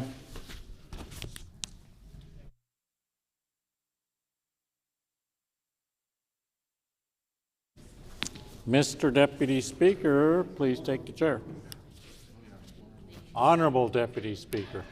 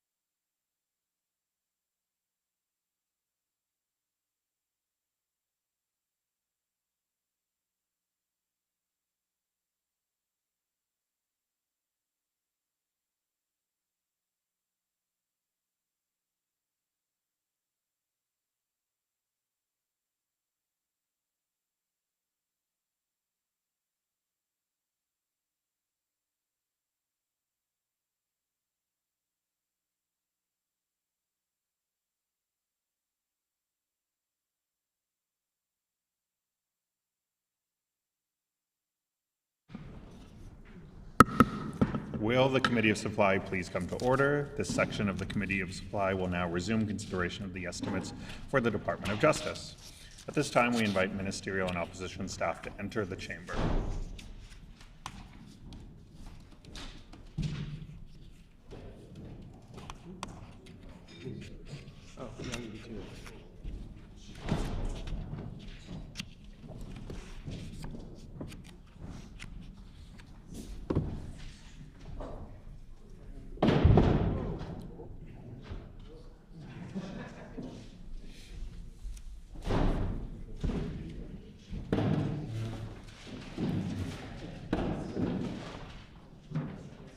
Could the minister introduce their staff in attendance? What Wi-Fi? The Honourable Minister of Justice. There is Wi-Fi in the chamber, right? We're getting it set up, but we couldn't get anything. Oh, okay. Oh, I'm sorry.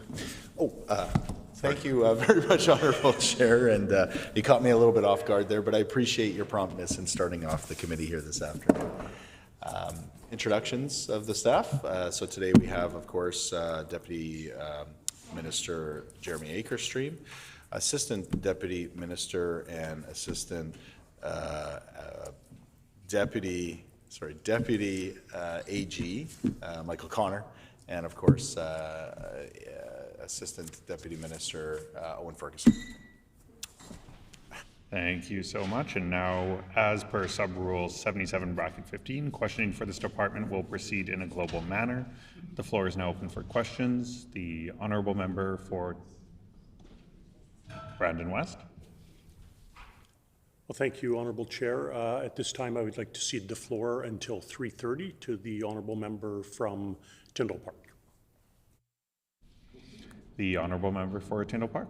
Thank you, Honourable Chairperson, and I'd like to thank my colleague from Brandon West for allowing me some time here this afternoon to ask some questions, as well as the Minister of Justice, who I have a great working relationship with, and I'd love to fire off as many questions as we can get through and get through as many answers as possible. So I'll dive right in.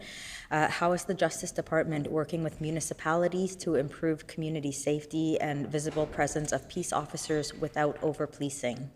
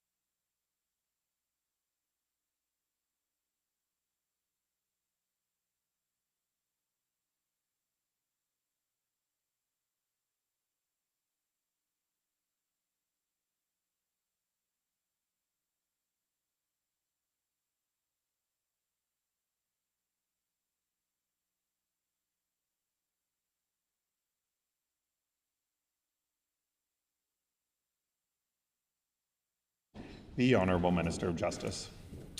Well, thank you very much, Honourable Chair, and I appreciate the kind words from the member for Tyndall Park, and I will do my best to keep up with her flurry of questions. In this case, the question that she's asking, there's a lot to it. There's a lot to that answer, and so I wanted to take the time to make sure that we got some of the information on the record, and of course, I'm happy to dig in deeper if she prefers.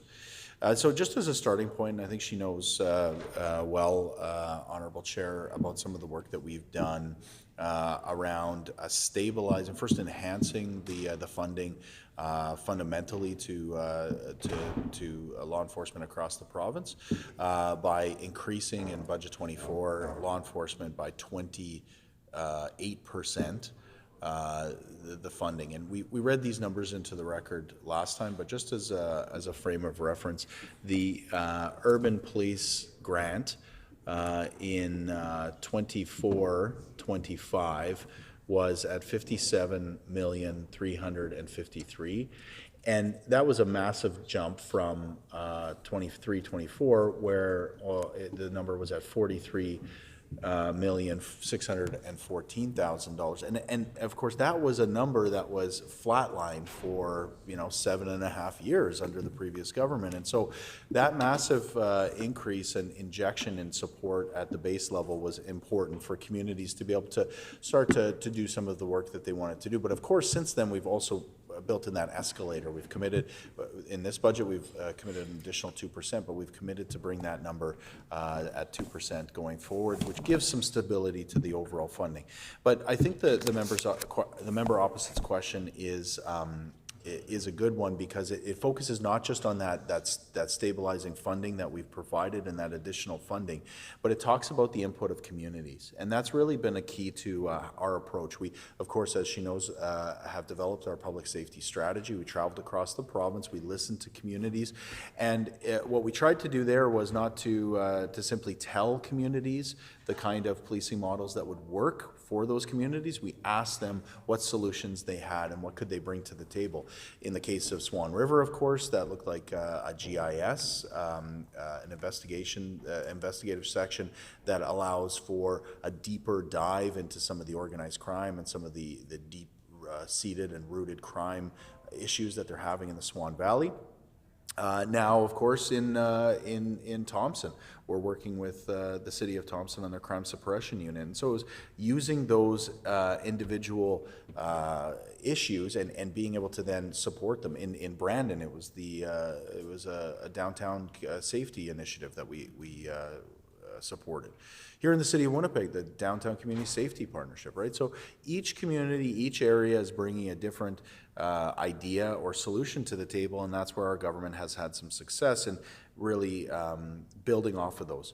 But it goes much deeper than that, because of course we have the community mobilization tables, which exist in a number of communities throughout the province of Manitoba.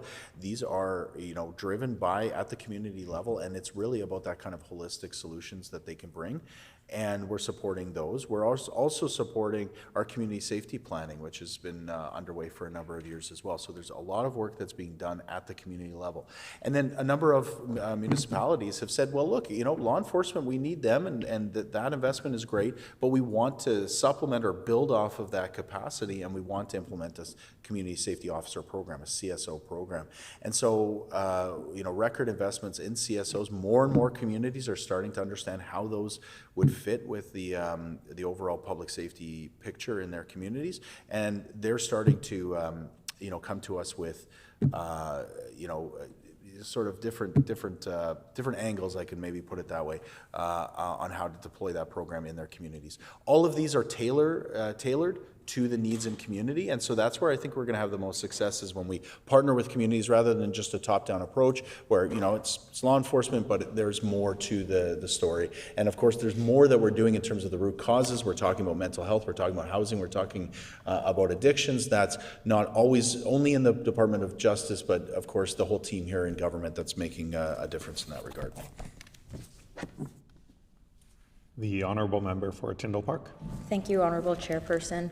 As I'm sure the Minister is aware, I'm sure all MLAs experience this. We often hear from homeowners in our constituencies, as well as small businesses, of all the ongoing crime, whether that be theft, whether that be break-ins, vandalism. It's ongoing on a daily basis all throughout the province of Manitoba.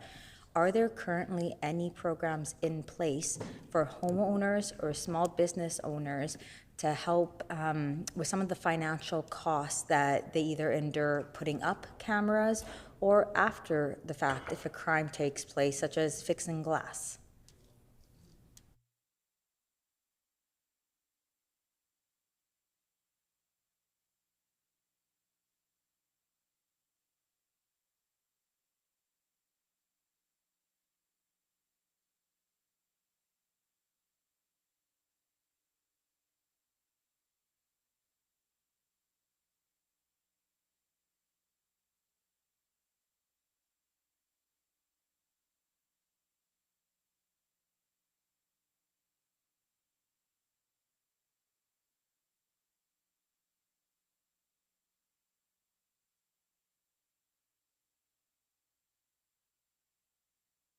The Honourable Minister of Justice.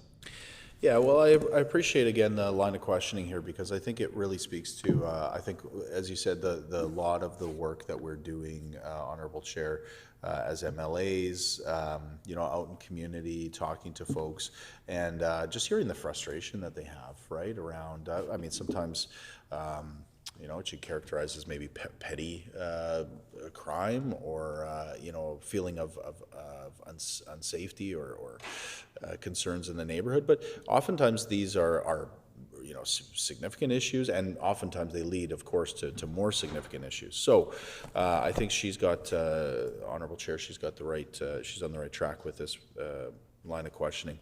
Of course, the member opposite will know that during the campaign we talked about our security rebate program. We had earmarked $500,000 for that program, and we anticipated it would be popular, but I'll just say we didn't maybe anticipate just how popular and significant this was going to be for homeowners. And so, as I said, $500,000 originally earmarked. We boosted that to $2 million. And we saw that money go out the door very quickly, because what this program essentially did was it enabled homeowners to protect their own personal property, which of course is important, but it's having a larger impact in community, because now not only are you protecting your own stuff, but my neighbor's camera across the street is helping to protect my house. My camera is helping to protect somebody down the back lane, and and the business down the street who's participated as well in the program is also part of that solution. What we did recognize, though, through that process, as I said, businesses were eligible and many applied and were successful in taking some of these steps. But we met extensively with the Retail Council of Canada, with the Restaurants Manitoba, Restaurants Canada, and a number of other representatives of business, and what they were telling us was they want to do more, and they want to be even more proactive when it comes to safety and security. This is not only for their business and to protect their business itself, but it's for the workers, the people who work there. We want safe businesses where they feel comfortable hiring people, and so we identified this need. We identified the success of the original program. That's coming back. That $2 million is now earmarked for this upcoming year, and so that will begin flowing soon for people to take advantage of it once again. And then we've now got a separate stream for small businesses of $10 million. And this money will not only be for security systems, for them to be able to enhance or to get some security stuff. What it's also going to do is for repairs, and I think the member opposite mentioned that. It will be eligible for repairs, and we're going to work with their insurance and make sure that if it's, there's a deductible or something that needs to be paid, that'll be eligible as well. We've modeled this on after other provinces who have done similar programs. We know that it can make a difference, but it's about supporting business, making sure they're feeling like they want to invest in the communities that they're in, and again, keeping workers safe. Now, there's a whole bunch more we could talk about. We could talk about Crime Stoppers. We could talk about the Citizens on Patrol program. We could talk about money that's flowed directly through the community, the property forfeiture fund. And we could talk about how that money is used for additional cameras and security, and that flows out into community. But I think that gives maybe the member a broader sense of it, and I'm happy to dig into any of those individual pieces. The Honourable Member for Tyndall Park. What role is the Justice Department playing specifically with city transit?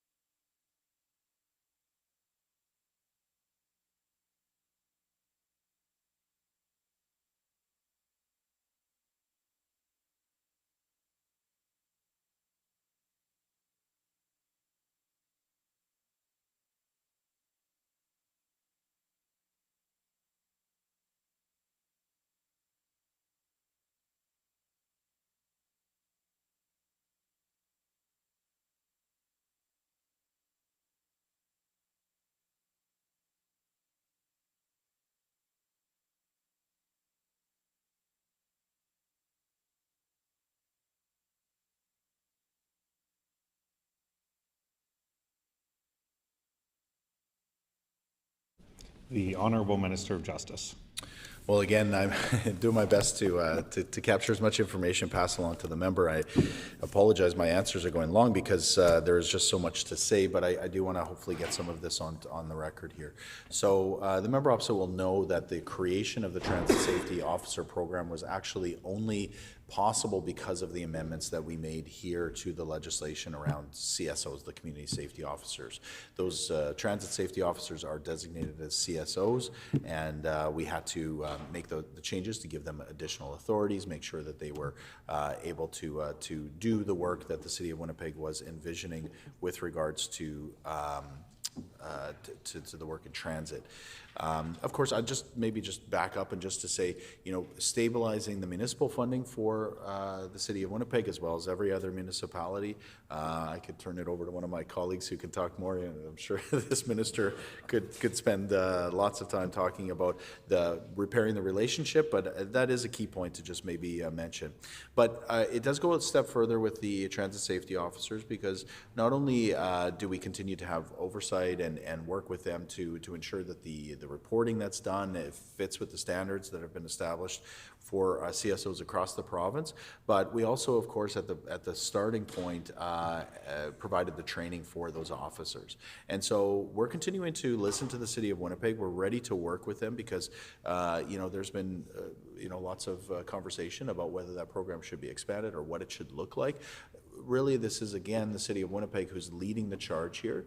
But we want to make sure that we're helping to set the stage for them to build on that program, and then also develop the supports around that program, things like the DCSP, the Downtown Community Safety Partnership, which, of course, you know, does a lot of work in, you know, supporting the work of the transit safety officers. How can we build off of the successes that they're having in transit and then give them that support once, you know, people are identified that need additional supports? And again, I mean, I could go on about the work of the Minister of Housing, Addictions and Homelessness, but these are all part of a bigger tapestry of work that's being done that will provide that level of safety and security that people are looking for. The Honourable Member for Tyndall Park. What's being done to reduce the wait times for family court hearings, particularly in cases involving custody or domestic issues?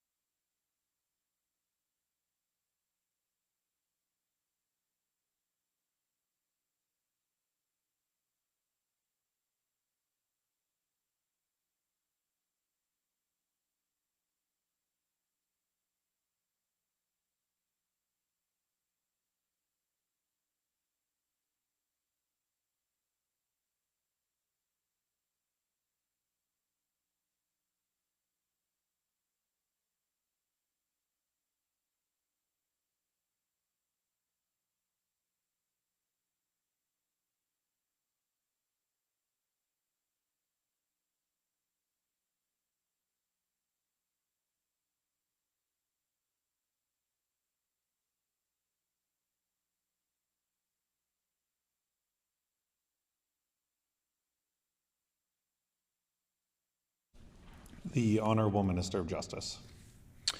Well, I appreciate the question, and it is a good one.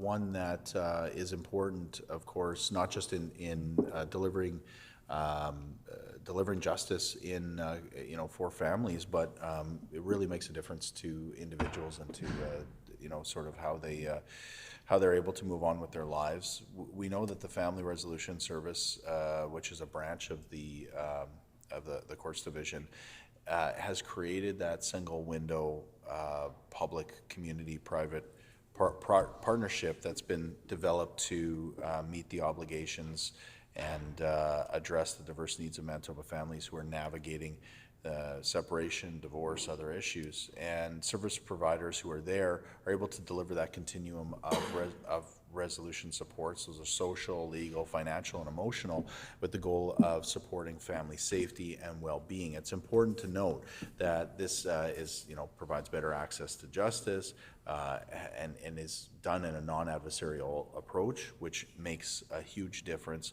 in again, not only the efficiencies of court, but also in addressing the issues of family violence, helping to reduce child poverty and concerns for children, and ultimately it's about promoting the best interests of the child. So those are some of the quick details about the program, but it is an important question to ask, and it's one that we believe through this program we're able to address some of those concerns around wait times and ensuring that there's a smooth functioning of that part of the justice system. The Honourable Member for Tyndall Park. How is the department expanding access to restorative justice for youth, especially those in inner city schools? And will the department consider bringing back youth justice committees?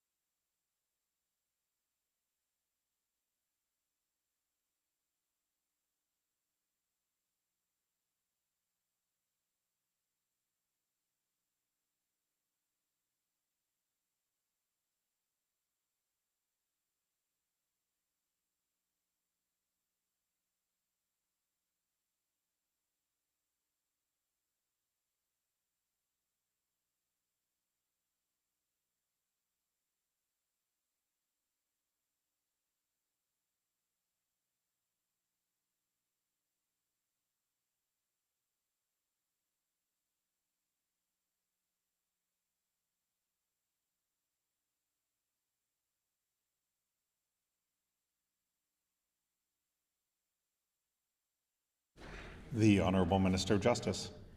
Well, I do have some of the information the member opposite asked for. I'm conscious of the time. I want to make sure we get another question in at least. So I will answer maybe just with some of the information she asked for, and we can always follow up offline if that's her preference.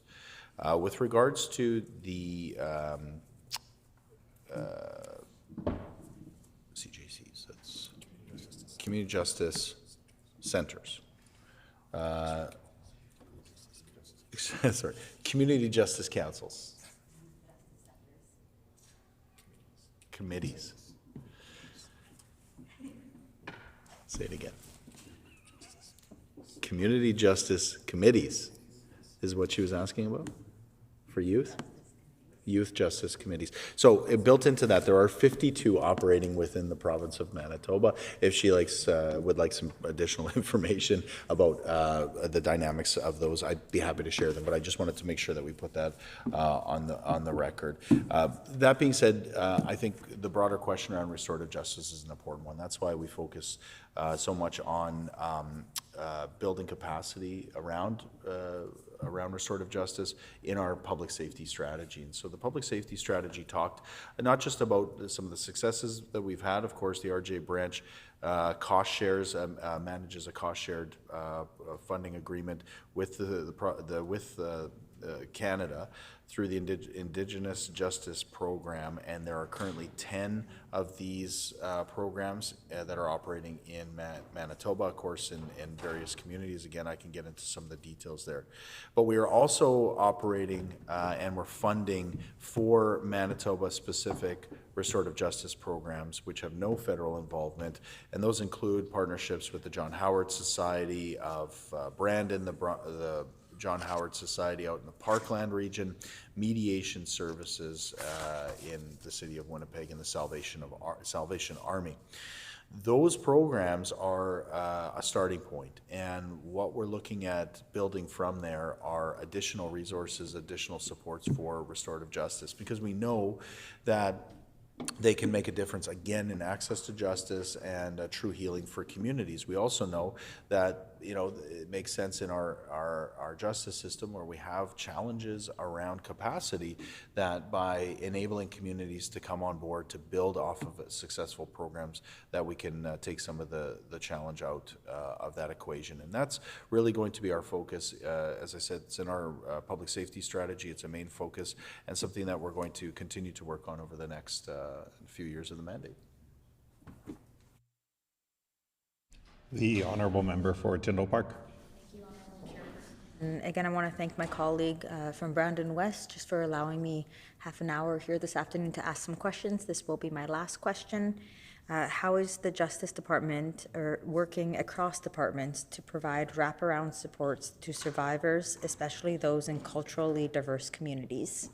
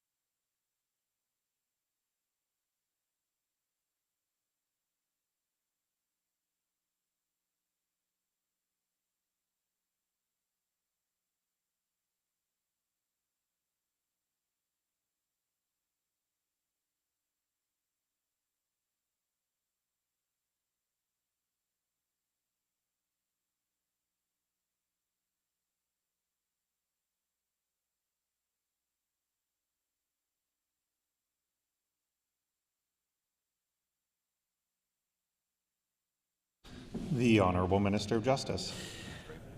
Well, I want to thank the member opposite for the question, and I think this is where the limitations of the time that's been allotted here today to the member, I think, are a bit of a limitation in terms of what we can dig into, because there really is a lot, and in terms of the sort of the breadth of the question, it might be difficult for me to get exactly what the member opposite is asking for, but I can definitely put some words on the record about this. I just wanted to start by once again commending the member opposite for the work that she did around Kira's Law. And you know, I think it really highlights, again, I think a different kind of approach to the political, you know, sort of the arena that we find ourselves in.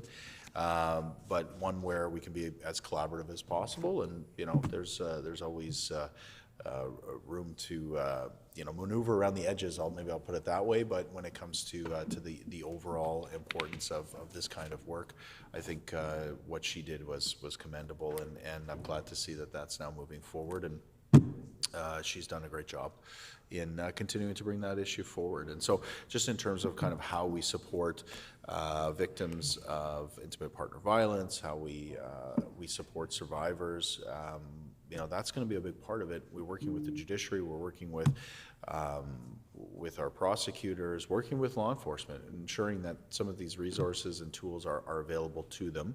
We've committed again in the public safety strategy to specifically look at the Victims' Bill of Rights and address issues there.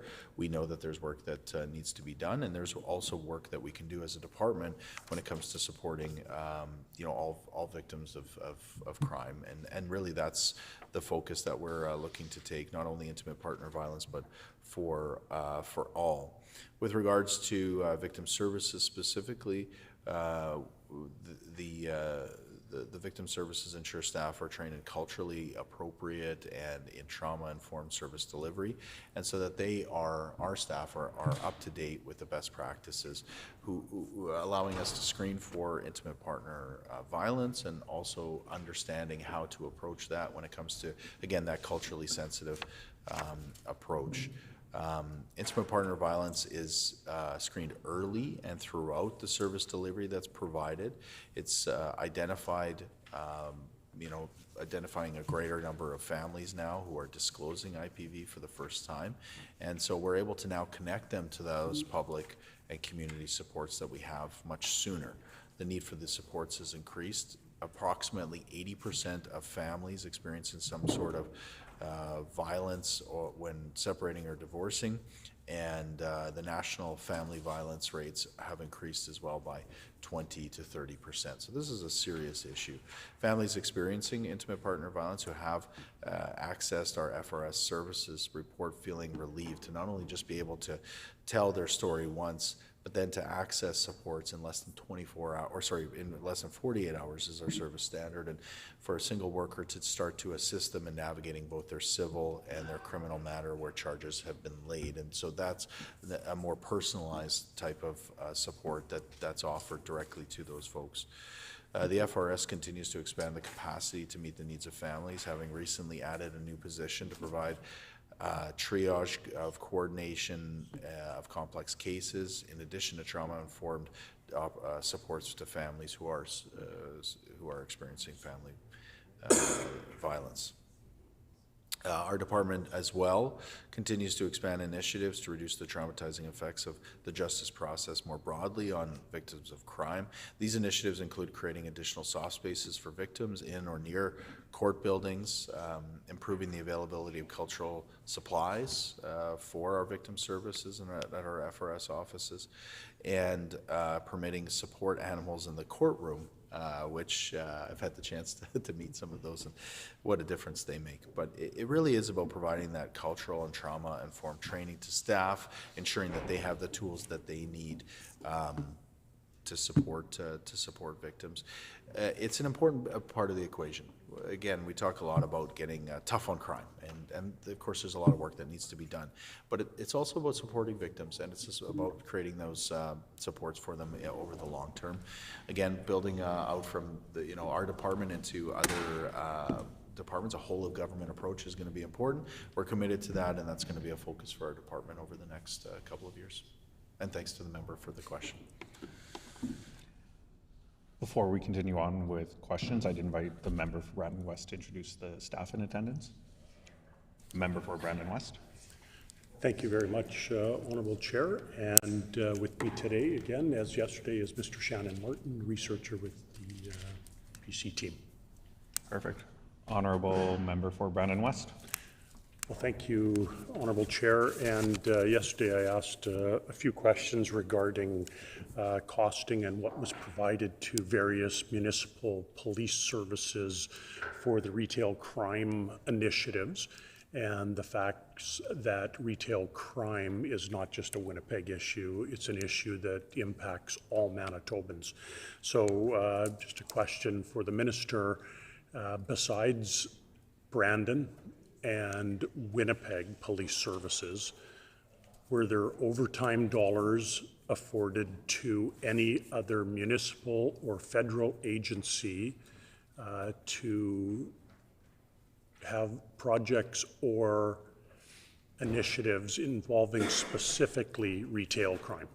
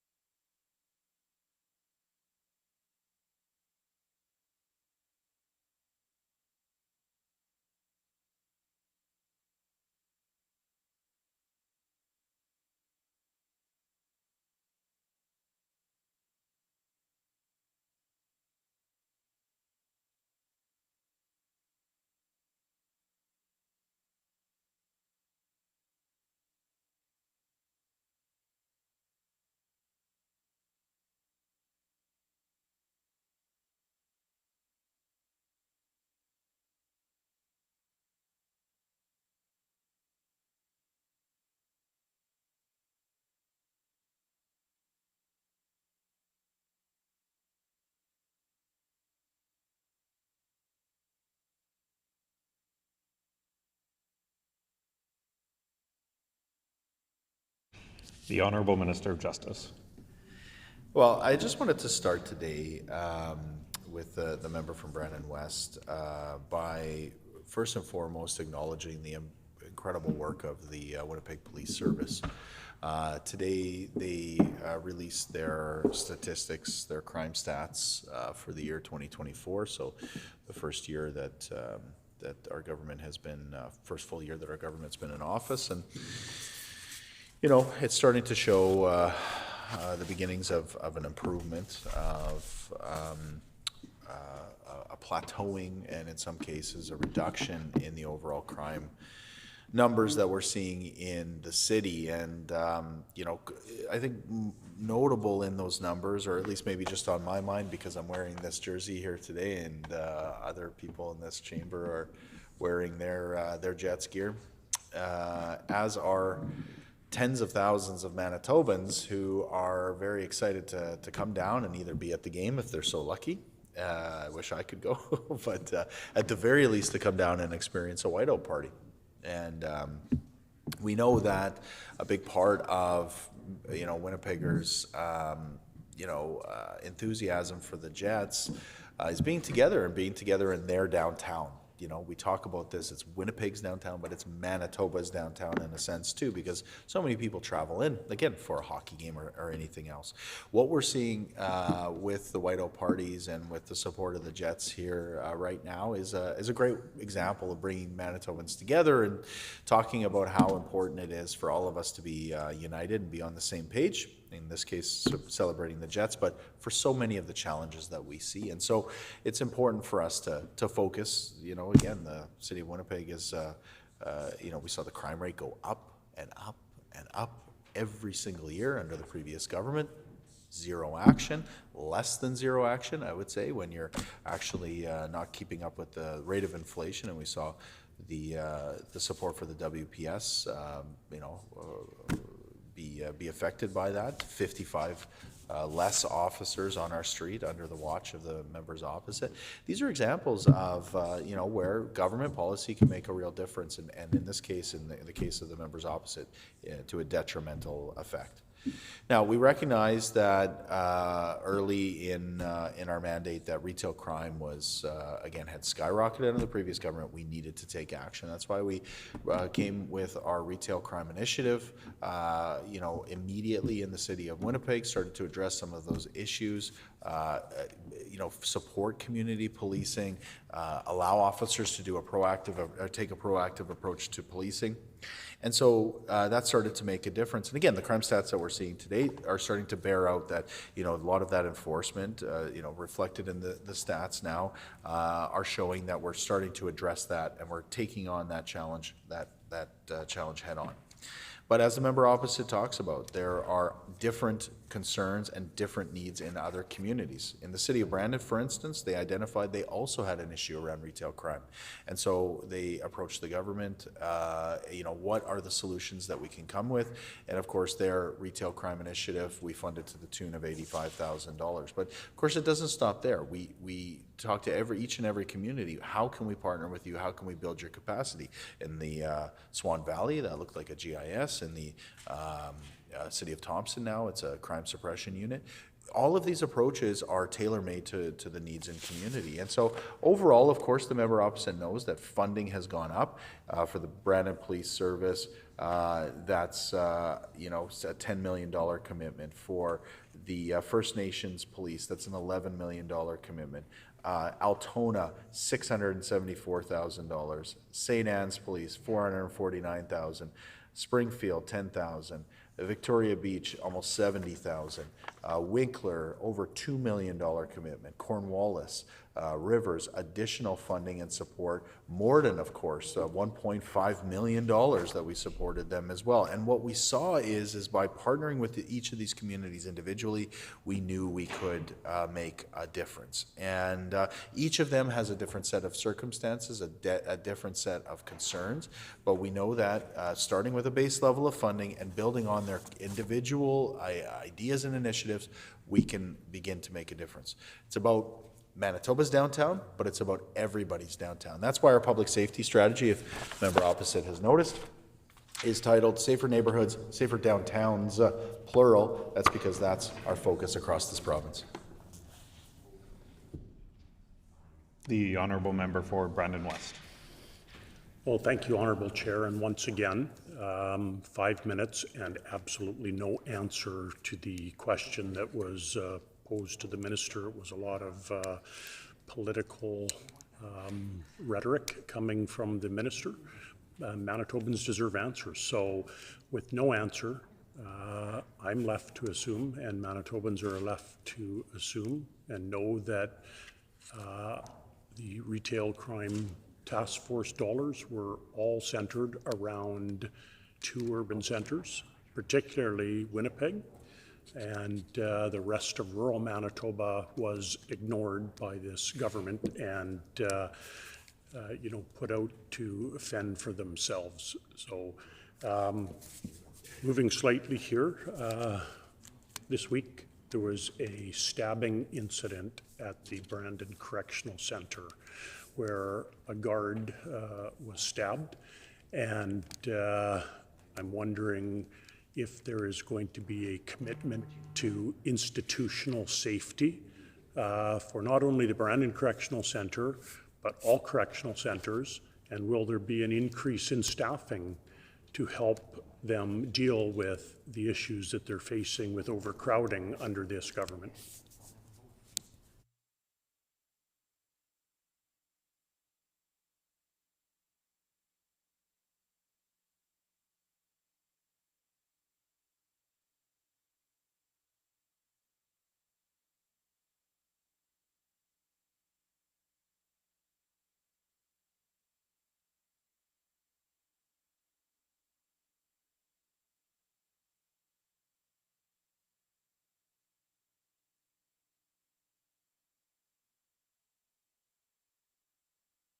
The Honourable Minister.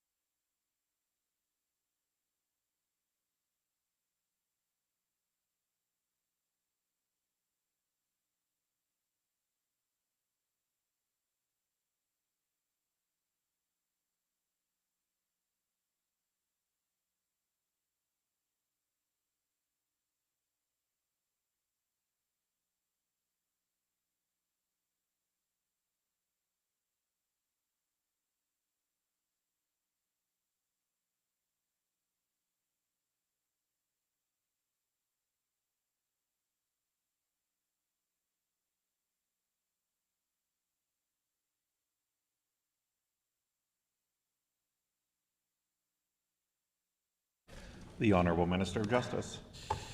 Yeah, thank you, Honourable Chair.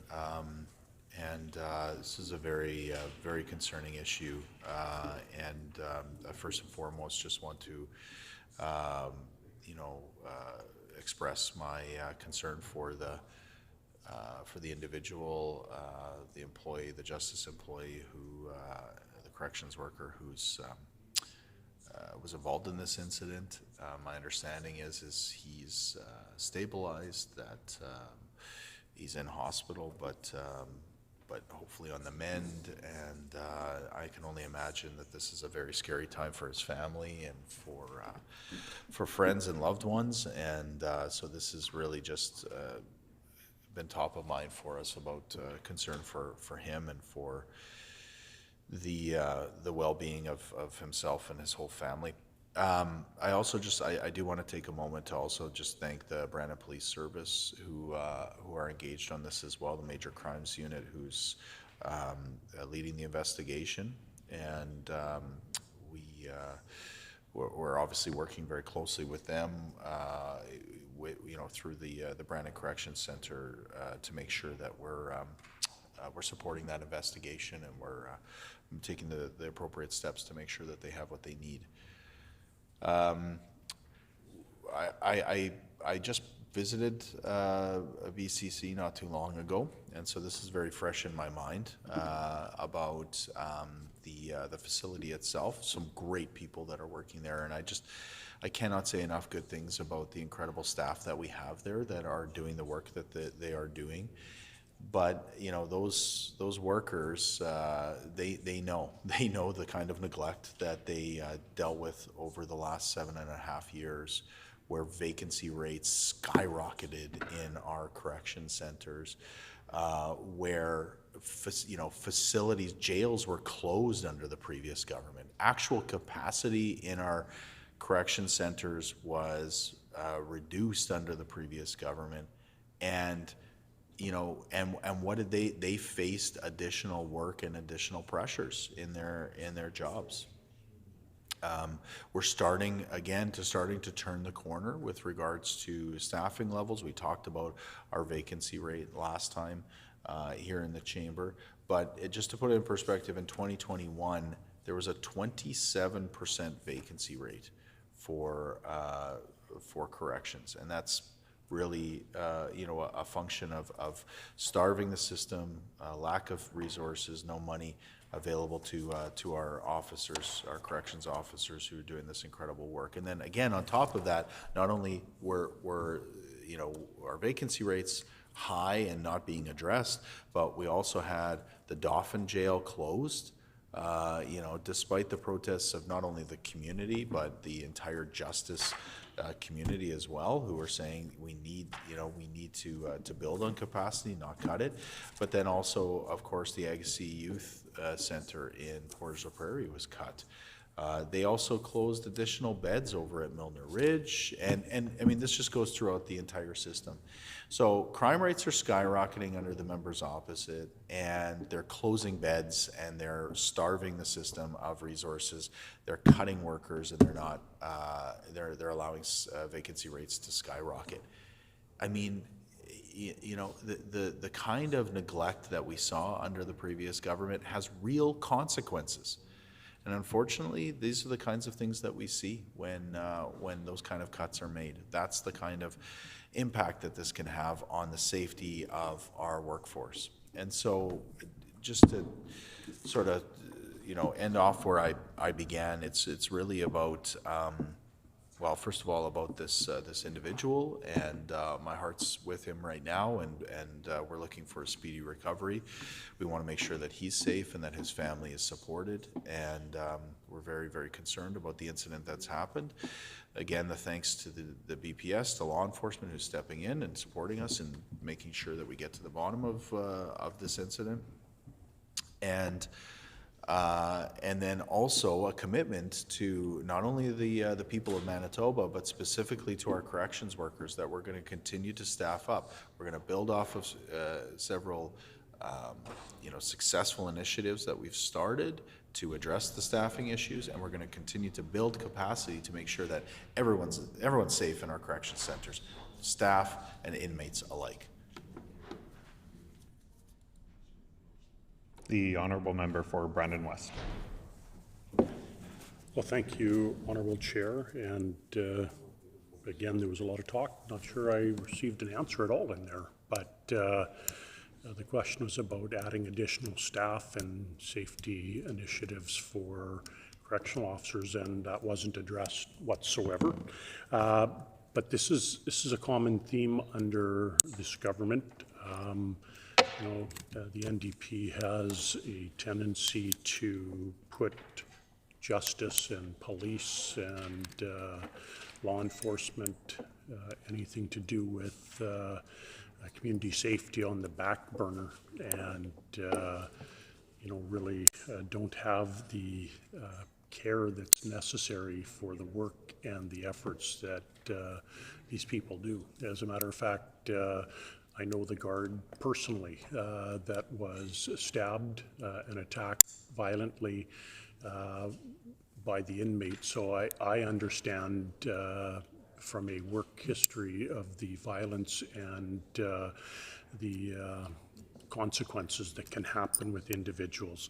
And just noting with this, and linking it a little bit to the Winnipeg Police Service, their latest 2024 statistical report, it's noticed, although the minister touted his efforts of making sure that these stats have gone down, simply not true. 8.5% increase in assaults against police officers, My question is, with the stabbing at Brandon Correctional Centre and with violence that's happening in many of our frontline service providers, we saw it last week at the Brandon Emergency Health Centre where a nurse was choked, spat on, and nearly stabbed. 8.5% increase in assaults on police officers, stabbing at the jails. What is this minister and this government doing to protect our frontline officers?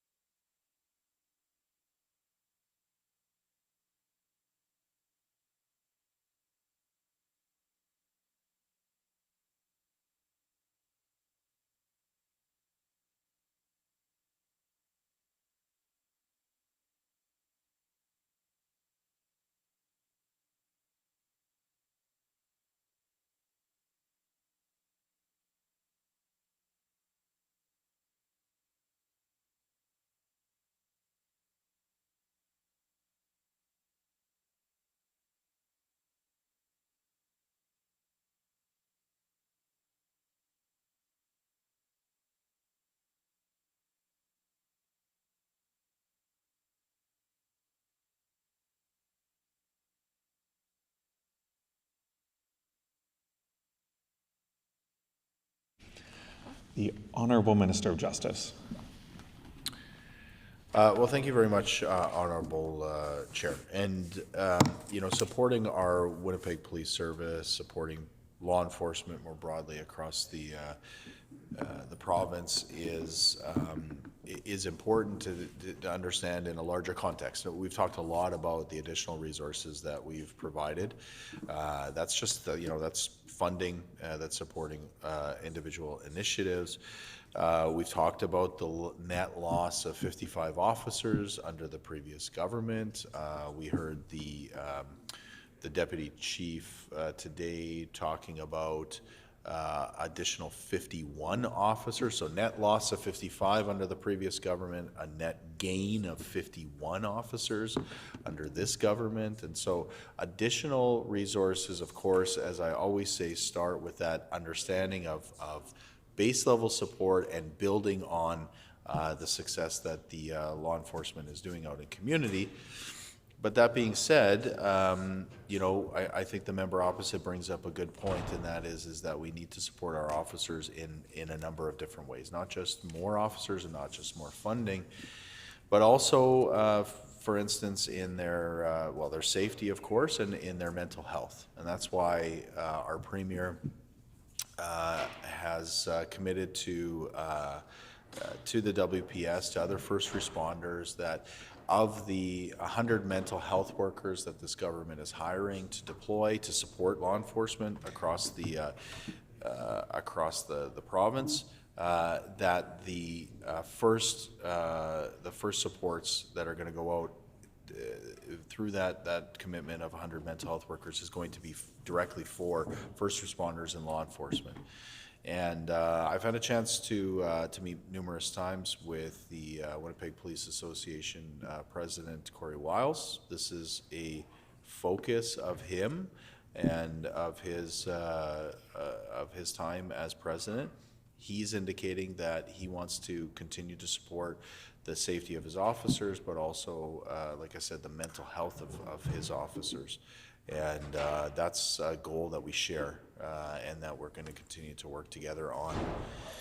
More broadly, you know, again, the member opposite is talking about both law enforcement, but also our corrections workers. You know, again, it comes down to what kind of resources are deployed and what kind of supports that we have for them, so that they're not out on their own. Under the previous government, a 27% vacancy rate in our correctional centers, you know, speaks to the priorities of the kind of government that the member opposite signed up for. He ran as a candidate proudly, you know, supporting the work of Heather Stephenson, who cut these workers in our justice system and you know, neglected our correctional centers. And so, you know, I mean, he now wants to come in and say we need more resources. Well, I think we agree on that, but what he fails to mention is that they were the ones that broke the system in the first place. They put people in danger because of the cuts that they instituted. You know, at the cabinet table, Heather Stephenson said we should, you know, we should have less funding for law enforcement. We should close correctional centers. We should be fine with a 27% vacancy rate in staffing. Well, you know, that's the kind of leader that the member opposite supported. I think he needs to answer for why he was so willing to jump on that bandwagon and why now he changes his tune and he says, well, you need to, him speaking to me, Honourable Chair, saying now I need to, as minister, fix the problems that were caused by his government more quickly. You know, it boggles the mind. But, you know, maybe the member opposite will finally take some accountability for that. When it comes to supports for officers, we know that overall violent crime is going down. That's what the crime stats have shown us here in the city of Winnipeg.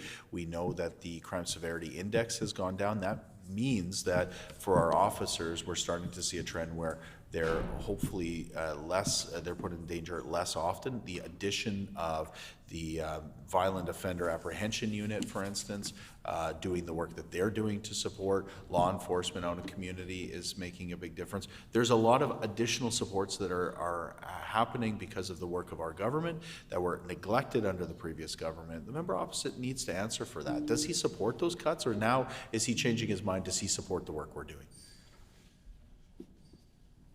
The honourable member for Brandon West.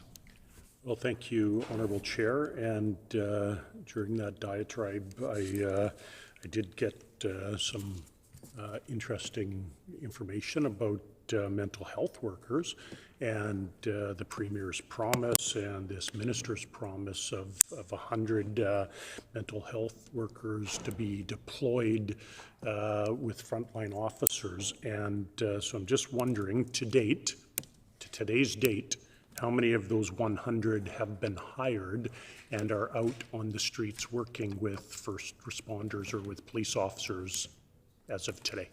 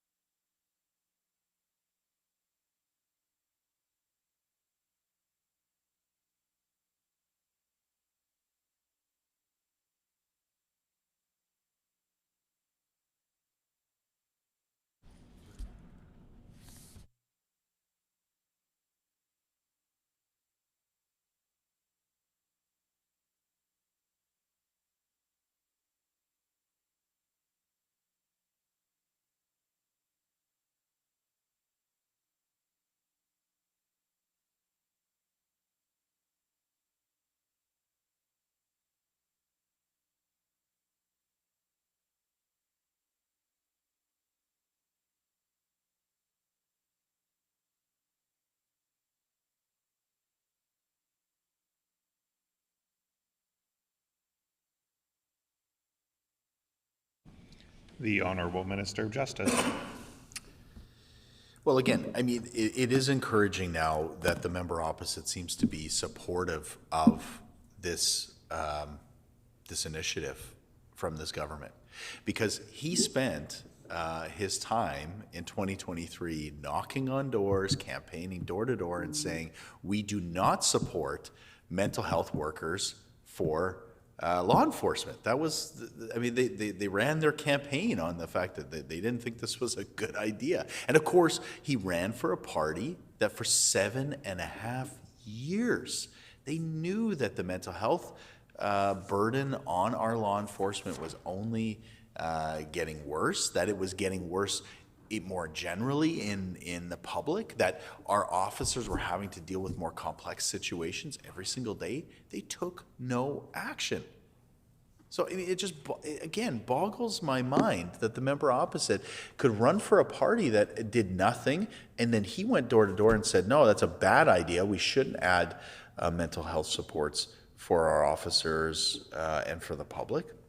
And now he comes in here and says, well, we want more of them. Well, I would love for him to step up here today and to just put it on the record. He thinks it's a good idea. 100 mental health workers is a good idea. And, you know, maybe that's a good starting point for us to say, yeah, 100. Well, you know, have you gotten them fast enough? Maybe it should be 200, maybe it should be 1,000. I mean, 500, the member opposite, I think I saw him say. You know, that could be our starting point if he had any credibility on this issue whatsoever, but of course he doesn't. And, you know, so it's unfortunate that we have to be where we are. That being said, there are some important steps that are already being taken. I already talked about the 3 mental health workers for first responders, and that we're supporting work that's being done. That's being complemented right now with some work that's being done through Shared Health that is giving some of that mental health supports directly to law enforcement and to other first responders. It's a phone line, a service that's provided instantly to members who are feeling like they need additional support. So that's part of the commitment, and that's rolled out right now. But the additional supports that we have in terms of our direct supports to law enforcement, we talked about those 3 FTEs. But of course, we're building outside of that, and we're continuing to roll out additional capacity. That's going to start, quite frankly, with some of our community partners who are already doing some of this work but need additional training and additional capacity. We've talked a lot about the Downtown Community Safety Partnership. They provide a lot of service, frontline service, for those who are experiencing mental health crises. We know that we can build on the capacity that they have, and that's going to be a focus that we're going to continue to build off of, give them the training that they need to ensure that the people who are providing these services are able to give those, provide those services in a way that ties into the additional supports being provided in the Department of Addictions, Housing and Homelessness. We know that we're going to continue to build through successful programs like the ARC program. Right now, 4 constables and 2 mental health workers are deployed right now who are doing this support work in community, but more are on the way. We're going to continue to build off of those initiatives. We've also supported officer mental health. When it comes to, I'm not sure if I saw the member opposite writing down some numbers, but I don't know why he's so confused about this. I've answered this now in very specific ways for each of these categories, and maybe if he spent some time reading the estimates book, he'd have a better sense of exactly what we're doing. But I'll continue. We're also supporting the officer mental health initiatives through our CPF funds. These are funds that are flowed directly to, as he knows, applied for by law enforcement and just flowed directly to law enforcement back out to support the work they're doing, and there are several mental health initiatives that are underway there. Overall, Honourable Chair, we are continuing to work towards meeting our mandate of 100 additional mental health workers. We are partnering with the Department of Shared Health, the Department of Health, Shared Health within the Department of Health, Shared Health within the Department of Shared Health. Of health, oh my goodness. Member opposite, I think, understands where I'm going with that. And the Department of Housing, Addictions and Homelessness. Because we know that the hiring of these workers as supporting our law enforcement directly is a good idea, not just for their own mental health, but of course to support those who are in community. And you know, if the member opposite wants to now support this initiative, put it on the record, we can move forward. The honourable member for Brandon West. Well, thank you, Honourable Chair, and I'll just make a comment on this because, of course, didn't get any answers that brought any clarity to this once again. So, you know, promises that have been made continuously by this government. We heard it today from the frontline healthcare workers, and we've heard it from many other of the unions that used to support this government about the failures of the announcements. So, but what I will put on the record, Honourable Chair, is that I will absolutely deny that I was out canvassing against putting mental health workers in vehicles with police officers or with law enforcement. Matter of fact, I will put my record out for the minister to maybe take a look at some of the previous annual reports from the Brandon Police Service and speak with the members. And I would actually ask him privately to speak with people that are at the table in front of him about advocacy for mental health amongst law enforcement and first responders. Certainly it was under my watch that money was asked for and provided by the government for Project Resilience 911, as well as a response was put in under for funding for the ARC program in Brandon. Project Resilience 911 was an initiative that had to be undertaken to make sure that the health and well-being, the mental health and well-being of first responders, not just police officers, but correctional officers, nurses, emergency room staff, dispatchers, military, fire officers were taken at the front line and given the services that they need. So I will support mental health work and initiatives for frontline officers every day of the week. And special shout out to Amanda Conway, who is one of the police officers at Brandon Police Service, who's also a registered social worker, who made sure that this program, Project Resilience 911, came to fruition and continues to support frontline officers and frontline service providers. So with that stated, I'll move on to my next question and ask about this minister's commitment to combating impaired driving. He mentions Winnipeg Police Service stats. We know that there's many law enforcement agencies that provide statistical data. But Winnipeg, of course, being the biggest center is what the minister likes to focus on. A 24.1% increase in the impaired driving area. So limited effects under this minister's new initiatives.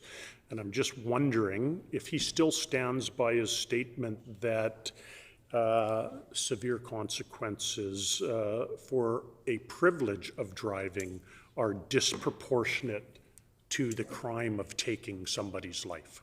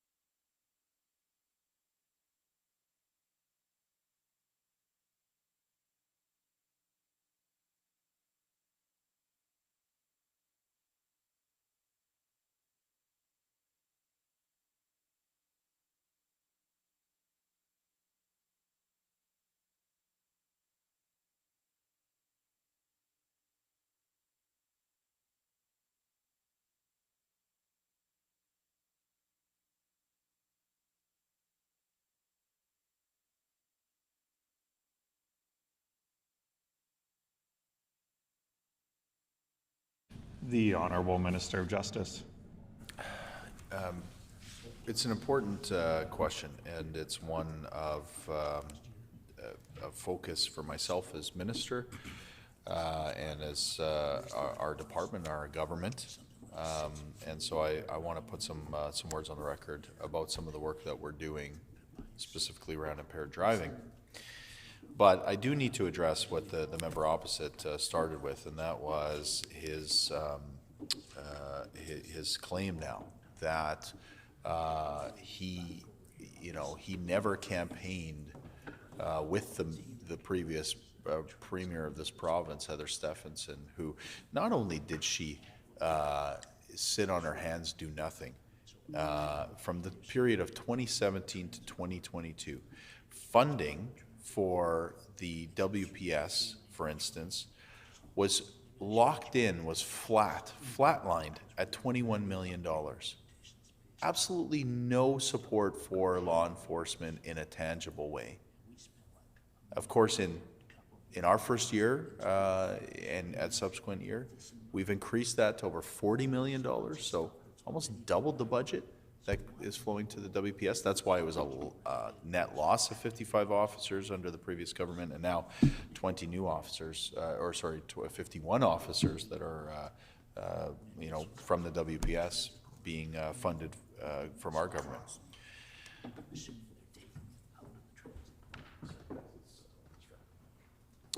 But that being said, what we're talking about here is mental health supports for officers.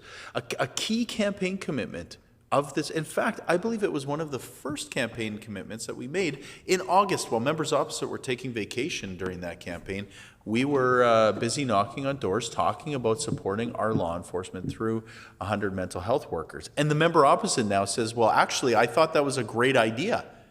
You knocked on doors and he said, well, the NDP's doing a really good job. You could vote for them or you could vote for me. Did he say that on the doorstep? No, of course he didn't. He said, we don't believe in what they're doing over there. Heather Stephenson's got it all right. She's the one that you should vote for. So that was his position. Now he's changing his mind. Okay. I think I heard him say that. So now he's on board with our commitment around 100 mental health workers. Let's get it done. He should also take that same approach when it comes to impaired driving, because this is not a partisan issue.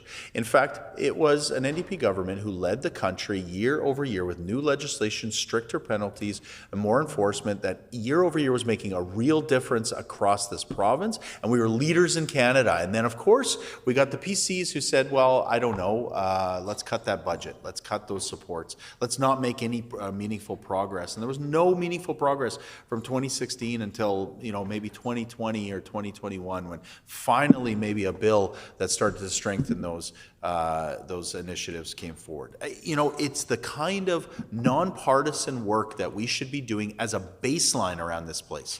But the member opposite is so stuck on his divisive, where it comes from, I don't know. It could come from anywhere.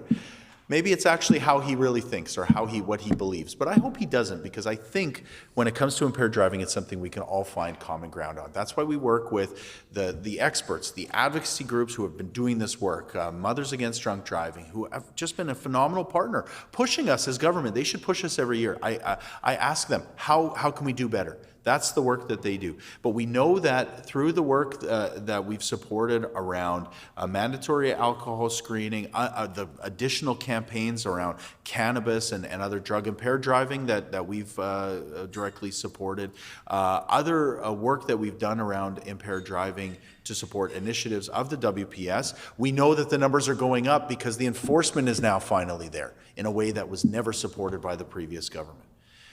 So we're going to continue to move our feet on this. We should do it in a nonpartisan way. He should put the sword down. He should get over and start talking to us in a collaborative way, because there's a lot of common ground. And we're not always going to agree. And he's going to say maybe we should move a little quicker, maybe we should move a little bit slower. That's fine. We can find those a path forward from those disagreements. But the divisive kind of politics that the member opposite continues to play isn't helping anyone.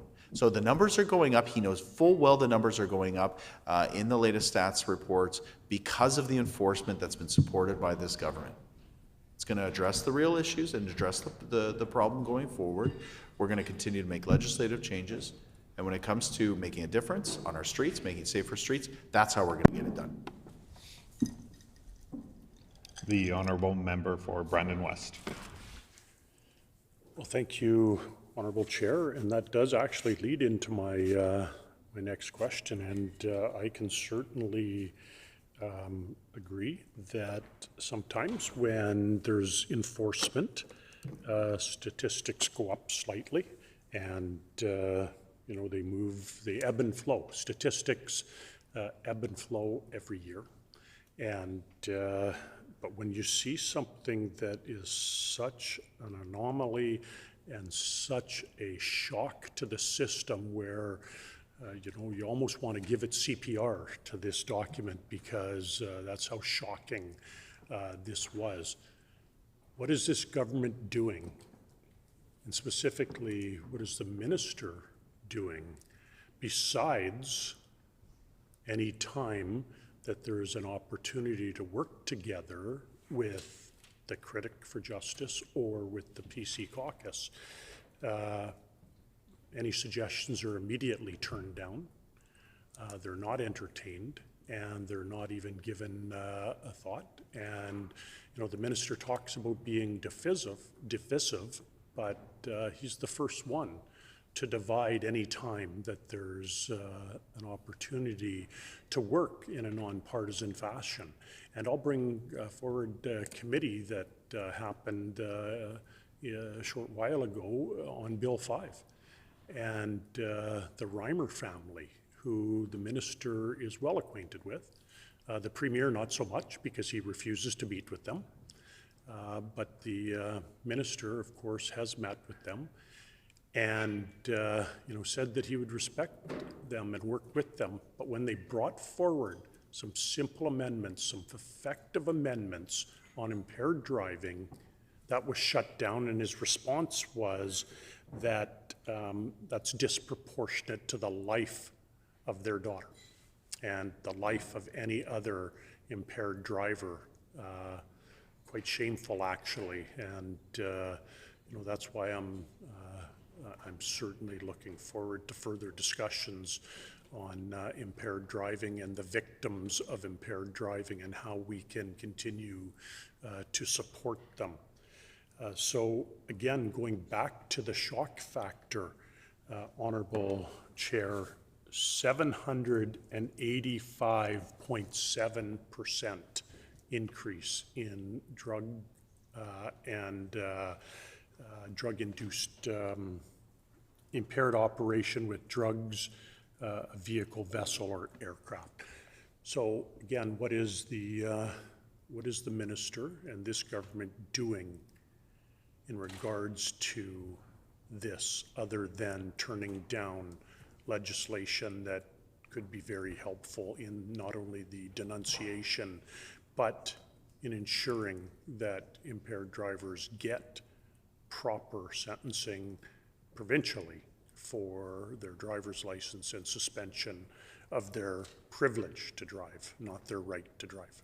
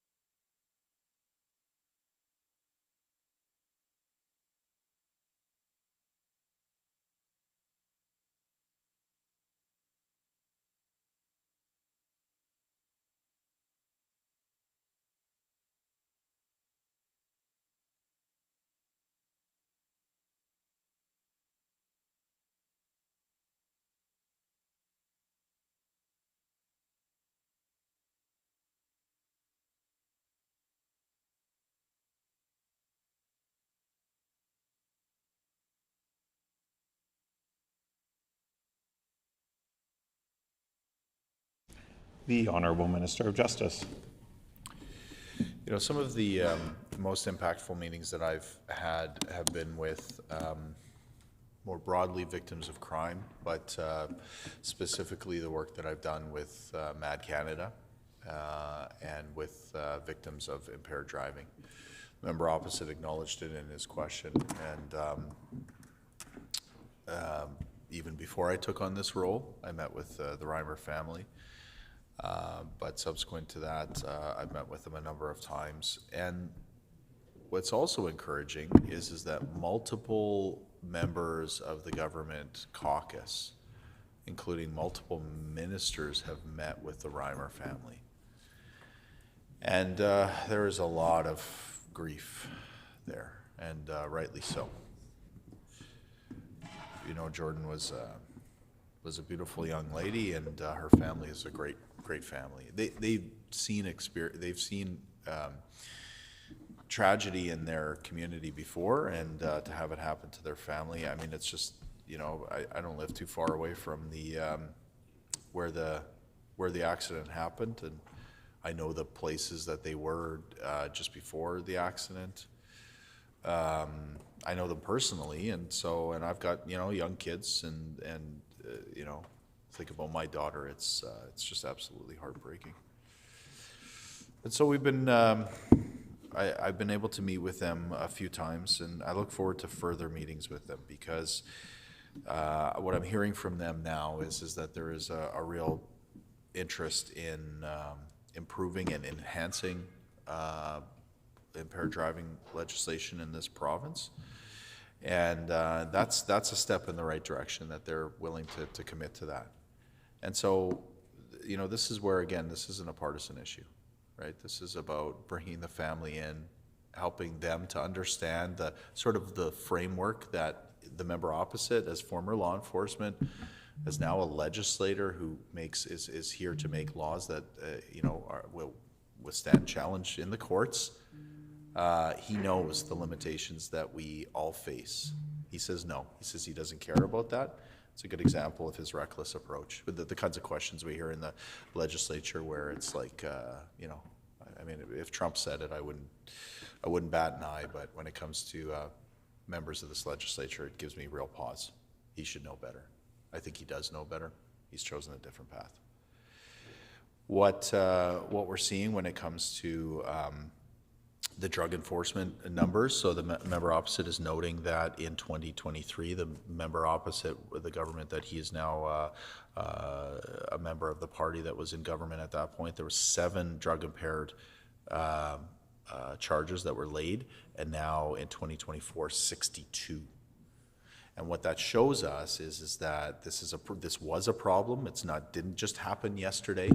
It didn't just happen in 1 year. All of a sudden, the number of people who are on our roadways are now driving under the influence. But they have always been there, and now through the funding of our government, we're giving better tools. We're supplying better education for the public. We're giving resources to law enforcement to go after those folks, and now we're seeing those numbers increase. And so, you know, the member opposite wants to talk about, you know, crime stats go up and down. Well, actually, under the previous government, they all just went up. So I take issue with that. But I think he's pointing out an important element, and that is that, yes, by providing more resources to law enforcement, we're going to see these numbers go up, but it's going to make our roads safer. And so when it comes to work we can do for families like the Reimers, when it comes to so many victims of impaired driving, is we need to take the steps here in the province of Manitoba that we can take, that are constitutional, that are going to pass muster in the courts, that are going to you know, bring the kind of justice that is lasting for communities. That's the kind of legislation that we're developing. And I've opened the door. Of course, I'm working with Mad Canada every single day. I've opened the door to families of victims. In fact, we're going to be spending time with some this weekend. My door is open because I want to hear about ways we can improve legislation. But it needs to be done in the way that the member opposite should be, you know, as a starting point, the oath that he took to come into this place, dictates that he should be doing this in an honest and a straightforward way, and I'm not sure that that's necessarily what he's presenting to some people. The honourable member for Brandon West. Well, thank you, Honourable Chair, and just want to finish one more question here on impaired driving, and I'm certainly intrigued and happy to hear some of the remarks that the minister put on the record today regarding impaired driving and some of the steps that we need to take. Yes, matter of fact, we have to look at why so many people are charged with drug-impaired driving, and I think what it is, if we look at the truth, is that this government is light on crime, and they're light on the causes of crime, and they know that people that are involved in the drug subculture have no concern with this government because there's no consequences, and they know if they do get caught, they're going to get out on bail, and it's a failed bail approach. So, of course, one of the big crimes is drug dealing, and this minister's light on crime and no consequences is encouraging people to break the law. So, we have to be tougher on crime. But, I want to get back to the impaired driving comments. And the minister said that he works with MAD Canada, and he works with MAD Manitoba, and he's worked with the Reimer family. And I know from their political statements that have been put out that they've also quoted the Verway family from Portage, who had a very tragic accident and lost their daughter. So you know what, I also support these agencies that do great work for the victims of impaired drivers and for advocacy for impaired driving. And I think we really have to look at the statements that that this minister made, that there's many steps that we can take for impaired driving, and we want to bring justice that is lasting. And so with that, I know I've also reached out to MAD Canada, MAD Manitoba, MAD Brandon, Reimer family, the Verway family, regarding some legislation that will be debated in this House tomorrow regarding Victims of Impaired Driving Commemoration Day Act. And the day that we've chosen to commemorate is May 1st, which happens to be the day that Jordan Reimer lost her life to impaired driving. And, it's very impactful for that family, but also for all victims of impaired driving, their families, and their communities. So I have a simple question for the Minister of Justice. Will he and his caucus support this bill tomorrow?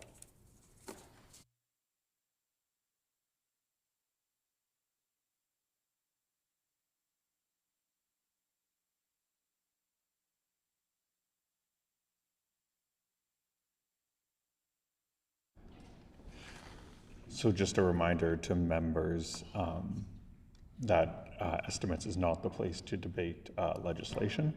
The minister is free to answer the question if he so chooses. And also, we should be cautious of the language we use and imply that people are being dishonest or lying.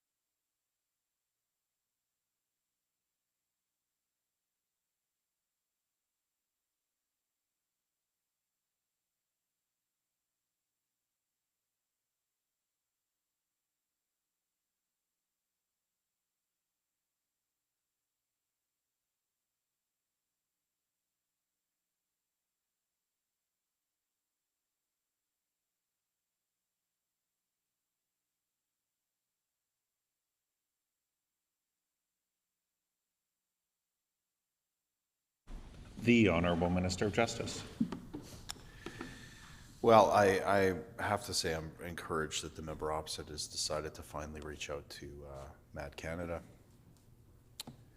that he's now decided to maybe start talking to advocacy groups,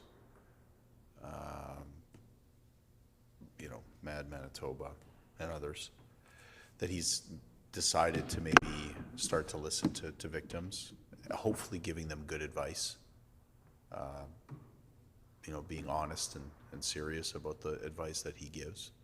Maybe taking off his partisan hat, maybe he's telling his leader, look, sorry, I'm not going to be divisive like you have been. I'm not going to follow that same divisive line of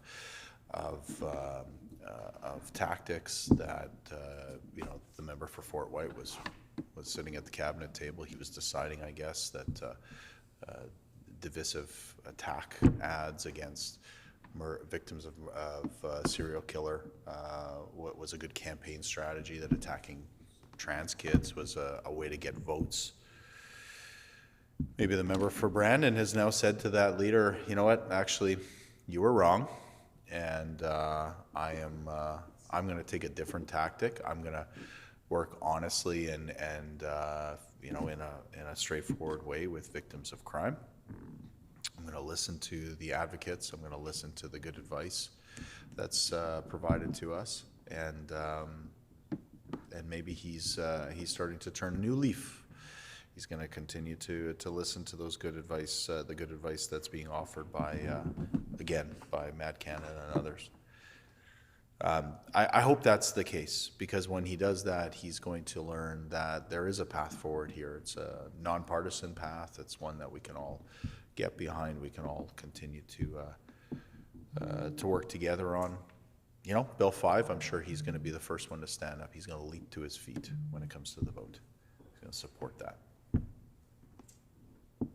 He's going to put down the partisan attacks, and he's going to say, "Yep, we're taking a step in the right direction." And then he's going to come see me afterwards. He's going to say, "Hey, Minister, let's do the next one together." And I'll say, "Yeah, let's do that. Let's do the next one together." The next bill is going to be one that we bring together because it's going to show everybody that it's nonpartisan. I don't know if he'll go that far because I think the member opposite is maybe too stuck on bringing that kind of divisive rhetorical, you know, sort of I don't know, mean-spirited politics that we see day in and day out from the members opposite to the place. But you know, here's hoping.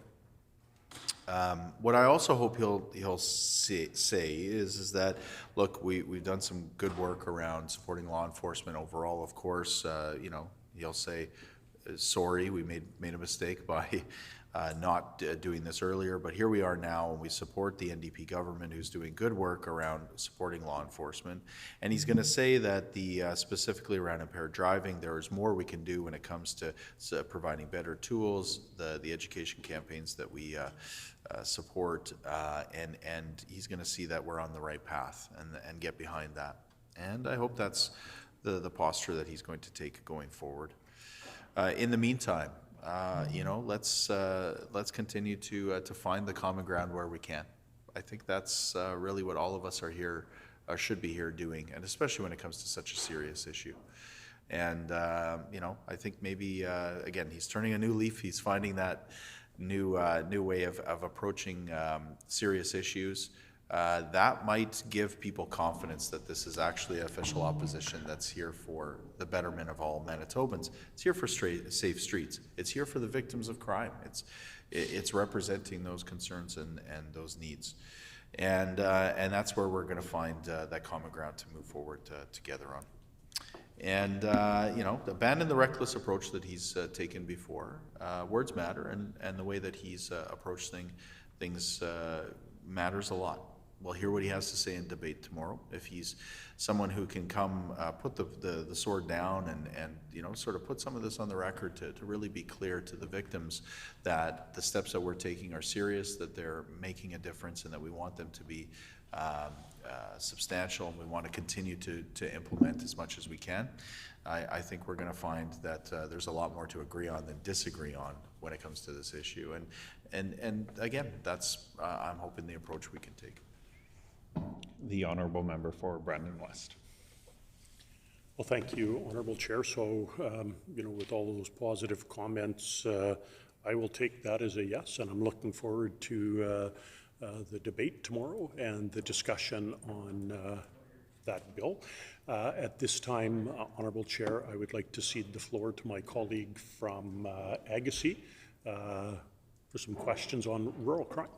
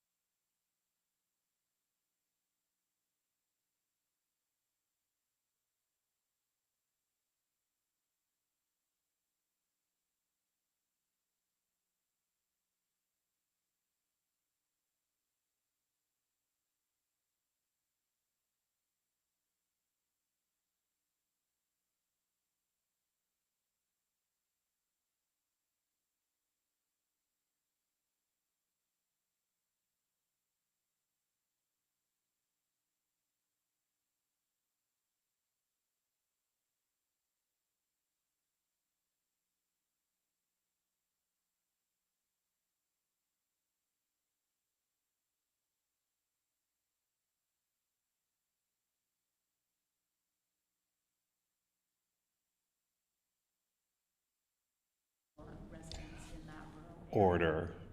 Apologies, my mic was not on when I recognized you. So I have to re-recognize you. I apologize. Get to hear it again. Yeah.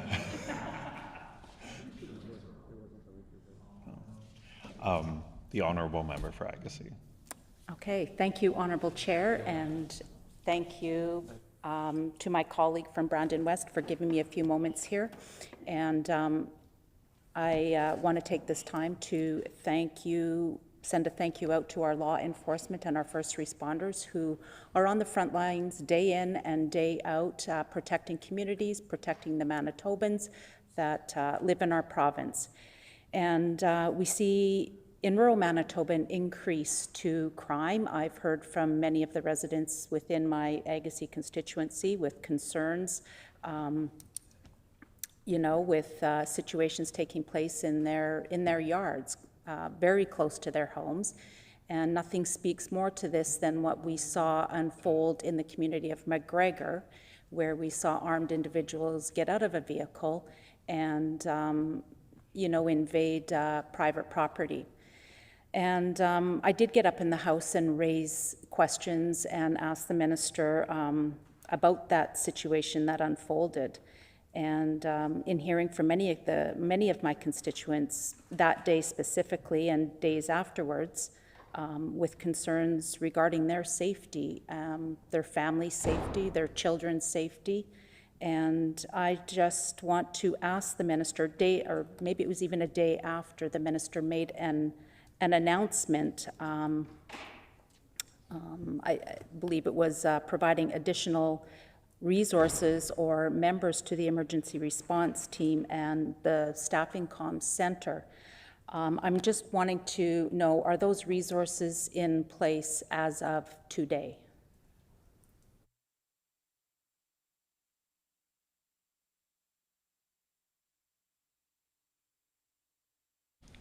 The Honourable Minister of Justice.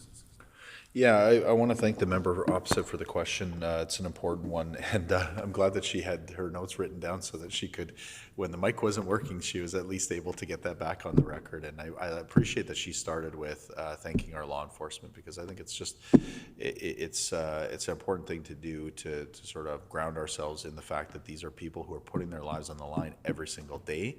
And when we see an incident like we saw in McGregor, as scary and as traumatic as it is for the victims of a crime like that, we're now asking law enforcement to go right into that situation and to help us keep our communities safe. And so I think it's a great place to start, is to just thank our law enforcement. RCMP in general do such good work across this province. And, really, when it comes down to support for law enforcement, I've talked about it a few times here with regards to police services. And, we talked a lot about the WPS today because of the crime stats. But just to put on the record specifically around the RCMP, we're talking about in 22-23, $167 million. That was the flatline number that we've talked about before. That $167 million has increased to $193 million in budget 2024, and in now budget 2025, that has gone up again. That escalator that we're talking about to $198 million. This is a massive increase to support law enforcement and to give the RCMP in this case a solid footing as they're addressing some of the challenges around recruitment and retention that were left to us from the previous government. There was no action taken, there were no plans that were developed, and so by having this kind of support, we know that they can make a big difference. When it comes to specific resources that are available for, again, the case, the situation that we saw in McGregor, right now, we know that the force that, or the resources that we have able to deploy is called the Manitoba Integrated, Manitoba. Okay, let me try this again. If the member can give me one moment here. Violent. Okay, it's the Manitoba Integrated Violent Offender Unit, Apprehension Unit. Okay. We have taken to calling this MVUA. I don't actually know if that's an acronym that anyone else uses or says it that way. We've started saying it that way, but now that I say it that way, I have trouble remembering all the rest of the filling in the blanks. But regardless, this is a serious issue, and MVUA has a very effective tool that's being used. It works across the province and across jurisdictions to go after these kind of violent offenders. And I can just let the House know, I think the member opposite does know, all suspects in this case have, in this incident, have been apprehended, and so that is so it should give some solace to the community. And now the important work of the investigation continues. But we're not stopping there. So we're not stopping with those additional resources that we fund in MVUA. We're actually building off of that. And so the member opposite will know, just recently we announced the ERT, the Emergency Response Team. That's additional resources for the RCMP, and we know this is the kind of work that they're going to be doing. This team is made up of highly skilled, highly trained officers, and so this will take time to build this capacity. We're working with the RCMP now that the funding is in place. We know that they can build these resources, they can build this team, and it's going to take resources and give them that specialized ability to now address, violent or emergency response situations like we saw in McGregor. This speaks to the overall challenge of recruitment within the RCMP. The federal government has left us in a really difficult place because of the lack of support for the RCMP. We're going to continue to push them and to make sure that we're getting the resources we need. There's a class coming just soon, May. Okay, so so this month. A new recruit class that's going to be coming, members are going to be coming to Manitoba. There's more on the way, and we're going to continue to do everything we can to work with the RCMP to ensure that we're getting the people into depot, and we're getting them out, and that they're coming to Manitoba to support not only rural Manitoba, rural communities, but I mean the north. The challenges we see in some of our remote communities are immense. They've dropped the ball. We're going to continue to work with them, and we're going to continue to support RCMP. The Honourable Member for Agassiz. Thank you, Honourable Chair. Just in the essence of time here, I'm going to make this question very quick, and hopefully the Minister can respond very quickly as well. Can the Minister provide some stats and confirmation on the rural policing vacancy rate for March and April of this year?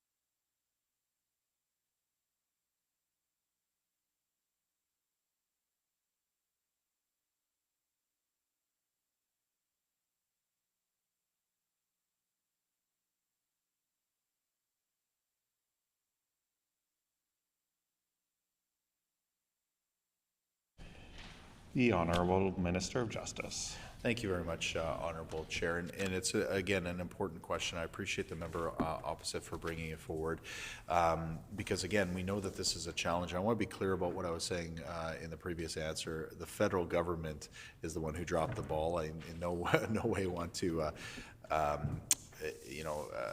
make any suggestion that there's any concern about the RCMP. They've been working very closely with us to ensure that they're addressing this issue. And so the federal government certainly bears responsibility in this case. Time is very short. When it comes to, it's difficult to maybe pull out exactly the number she's looking for. If we're talking about law enforcement in general, because RCMP is one number, and then of course other agencies. Other agencies, the vacancy rate is very low, and we've been working to address where there are issues. With regards to the RCMP, the hard vacancy rate is around 20%, but I don't have that specific number. I know RCMP has put some of that information out there, but again, this is the challenge that we're facing, and this is exactly the kind of work that we want to continue to do with the RCMP to understand how do we build up their capacity, how we get them the officers that they need. Giving them these additional resources will help, but it's about that base level as well. Order. The hour being 5 p.m. Committee rise and call in the Speaker.